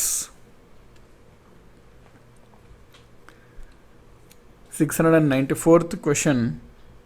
చహాల్గని అండర్ ఇల్తుత్మిష్ రిప్రజెంటెడ్ ఏంటి అంటున్నాడు. మనకి ఢిల్లీ సుల్తాన్లు పరిపాలించిన రాజవంశాల్లో మొదటి రాజవంశం బానిస రాజవంశం, స్లేవ్ డైనాసిటీ. అందులో మొదటి రాజు పేరు కుతుబుద్దీన్ ఐబక్. మొదటి స్లేవ్ డైనాసిటీని స్థాపించింది కుతుబుద్దీన్ ఐబక్. అందులో రెండవ రాజు పేరు ఇల్తుత్మిష్. ఇల్తుత్మిష్ కాలంలోనే పరిపాలనకు సంబంధించి చహాల్గనీ వ్యవస్థను పెడతాడు. చహాల్గనీ అంటే అర్థం ఏంటి అంటే, రాజు అయినటువంటి ఇల్తుత్మిష్కి బాగా నమ్మకస్తులైన ఒక 40 మంది అతని కింద ఆధీనంలో ఉంటూ తనకి ఆదేశాలు, తనకి సహాయం అందించడం కోసం, సలహాలు ఇవ్వడం కోసం ఒక బాడీని ఏర్పాటు చేస్తాడనమాట. దాన్నే చహాల్గని వ్యవస్థ అని అంటాం. సో అతనికి బాగా నమ్మకైనస్తులు అతనికి సేవ చేయడం కోసం, లేకపోతే అతనికి సూచనలు ఇవ్వడం కోసం, లేకపోతే అతను చెప్పిన పనులు నిర్వహించడం కోసం ఒక బాడీని ఏర్పాటు చేశాడు. సో చహాల్గని అనేది ఏంటి అంటే ఇతని యొక్క టర్కిష్ స్లేవ్స్ అనమాట. కాకపోతే తర్వాత కాలంలో ఈ చహాల్గని అనేది బాగా పవర్ఫుల్ అవ్వడం జరుగుతుంటుంది. దాంతో తీసేస్తారు ఈ చహాల్గని వ్యవస్థని. 695th question. Adilabad fort and the city of Jahanpanah was built by. Adilabad కోట మరియు జహాన్పనా అనే పట్టణంను ఎవరు నిర్మించారు అంటున్నాడు. మనకి ఢిల్లీ సుల్తాన్స్లో ఒక రాజు మొహమ్మద్ బిన్ తుగ్లక్. ఈయన కాలంలో మంగోల్స్ నుంచి అటాక్స్ ఉండేవన్నమాట. సో మంగోల్స్ యొక్క దండయాత్రని ఎదుర్కోవడం కోసం మనకి మొహమ్మద్ బిన్ తుగ్లక్ ఏం చేపిస్తాడు అంటే జహాన్పనా అనే ఒక నగరం నిర్మిస్తాడు. ఆ నగరం చుట్టూ కోట అనేది పెడతాడు అనమాట. ఆ నగరం చుట్టూ పెద్ద పెద్ద గోడలు లాంటివి నిర్మిస్తాడు. సో జహాన్పనా అనేది మొహమ్మద్ బిన్ తుగ్లక్ నిర్మిస్తాడు. అందులోనే మనకి ఆదిలాబాద్ ఫోర్ట్ అనేది కూడా ఉంటుంది. సో జహాన్పనా పట్టణం నిర్మించింది ఎవరు అంటే Mohammad bin Tughlaq. 696th question. The sultans of which dynasty ruled for the longest time. మనకి ఢిల్లీ సుల్తాన్లు పరిపాలిస్తున్నప్పుడు ఇందులో పరిపాలించిన రాజవంశం వారు మొదటగా స్లేవ్ డైనాసిటీ, బానిస వంశము, ఖిల్జీ వంశము, నెక్స్ట్ తుగ్లక్ వంశము, నెక్స్ట్ సయ్యద్ వంశము, ఆ తర్వాత లోడీ వంశము. సో ఇందులో లాంగెస్ట్ అతి ఎక్కువ సమయం పరిపాలించిన రాజవంశం వారు ఎవరు అనే ప్రశ్న ఇక్కడ మనకి అడుగుతున్నాడు. వీళ్ళందరిలో తుగ్లక్లు ఉన్నారే, వీరు ఎక్కువ కాలం పరిపాలించడం జరిగింది. తుగ్లక్ రాజవంశం వాళ్ళు. So Tughlaq is the correct answer. 697th question. Which one of the following monuments in Delhi is not included as a world heritage site. ఢిల్లీలో ఉన్నటువంటి క్రింద ఇచ్చిన ప్రదేశాలలో లేదా నిర్మాణాల్లో ప్రపంచ వారసత్వ సంపదలో చేటు దక్కించుకోలేనటువంటిది ఏది అని అడుగుతున్నాడు. దక్కించుకున్నది కాదు, దక్కించుకోలేనిది ఏది. Which of the following is not included as a world heritage site. Red ఫోర్టా, హుమాయూన్స్ టూంబా, కుతుబ్ మినారా, జంతర్ మంతరా అని అడుగుతున్నాడు ఆప్షన్స్. మనకి red fort as world heritage సైట్లో ఉంది. హుమాయూన్స్ టూంబ్ ఎస్ అబ్సల్యూట్లీ ఉంది. మనకి రెడ్ ఫోర్ట్, హుమాయూన్స్ టూంబ్ ఉంది. కుతుబ్ మినార్ కూడా ఉంది. జంతర్ మంతర్ మనకి ప్రపంచ వారసత్వ సంపద లిస్టులో ఢిల్లీలో ఉన్నటువంటి జంతర్ మంతర్ని పేర్కొనలేదు, కాబట్టి answer Jantar Mantar. 698th question. Quwwat ul Islam mosque was built by. మనకి కువ్వత్ ఉల్ ఇస్లాం అనే మసీదును ఎవరు నిర్మించారు అని అడుగుతున్నాడు క్వశ్చన్. కుతుబుద్దీన్ ఐబక్కా, అలావుద్దీన్ ఖాల్జీనా, ఇల్తుత్మిషా, మొహమ్మద్ ఆదిల్ షానా. కువ్వత్ ఉల్ ఇస్లాం మసీదును నిర్మించింది ఎవరు అని అడుగుతున్నాడు. మనం ఆల్రెడీ చదువుకున్నాం. కుతుబ్ మినార్ కాంప్లెక్స్లోనే ఒక మాస్క్ ఉంటుంది. ఆ మాస్క్ మనము కువ్వతుల్ ఇస్లాం మాస్క్ అని అంటాము. దీన్నే కుతుబ్ మాస్క్ అని కూడా అంటాము, ఎందుకంటే కుతుబ్ మినార్ నిర్మించాడు కాబట్టి. దీని యొక్క నిర్మాణం కుతుబుద్దీన్ ఐబక్ ప్రారంభించాడు. సో కువ్వతుల్ ఇస్లాం మాస్క్ నిర్మించింది ఎవరంటే Qutbuddin Aibak. 699th question. Which among the following was the most appropriate cause for the failure of Razia. Razia Sultana అనే ఒక మహిళా ముస్లిం ఢిల్లీ సుల్తాన్ రాణి వైఫల్యమైంది పరిపాలించడానికి. సో రజియా యొక్క వైఫల్యానికి కింద వాటిలో సరైన కారణం ఏది, ఏబిసిడిలో సరైనది ఏది అని అడుగుతున్నాడు. హర్ జెండరా, her intention to be the ruler not only in name but also in fact, her unpopularity with the people of Delhi, her ఇన్కంపిటెన్సా. ఏది అనేది మనకి ఇక్కడ ప్రశ్న అడుగుతున్నాడు. ఎందుకు రజియా మెయిన్గా ఓడిపోవడానికి కారణమయ్యింది అంటే రజియా సుల్తానా కేవలం నామమాత్రము పాలకురాలే కాదు, అసలైన పాలకురాలు కూడా అవ్వాలి అని నిర్ణయించుకోవడం వల్ల. రజియా సుల్తానాని ఎందుకు పెట్టారు అంటే ఆ కాలంలో ఎవరు లేరు, ఏదో కింద ఉన్న పవర్ఫుల్ మినిస్టర్స్ ఏదైతే చెప్తారో వీళ్ళు అదే చేయాలి అనే ఉద్దేశంతో మనకి రజియా సుల్తానాన్ని పెడతారు రానిగా. కాకపోతే ఆమె సమర్థవంతంగా పరిపాలిస్తుంటుంది, దాంతో మనకు ఆమెను ఎట్లాగన్నా తింపాలి అనే ఉద్దేశంతో రకరకాల మెథడ్స్ అనేవి అప్పుడులో వాడారనమాట. కాబట్టి ఈ రజియా సుల్తానా సరిగ్గా పరిపాలన చేసుకోకుండా ఉండలేకపోయింది అనే దానికి ప్రధానమైన కారణం ఏంటి అంటే ఆవిడ యొక్క భావన కేవలం నామమాత్రము పరిపాలనవేత్త కాదు, అసలైన పరిపాలనవేత్తలకు కూడా అంటే చెప్పుకోవాలి అనే ఒక ఆమె భావన వల్ల ఆమె ఫెయిల్యూర్ అయ్యింది అనేది మనం చెప్పుకోవాలి. 700th question, which ruler of India issued Mahzarnama to take all the religious matters in to his own hands?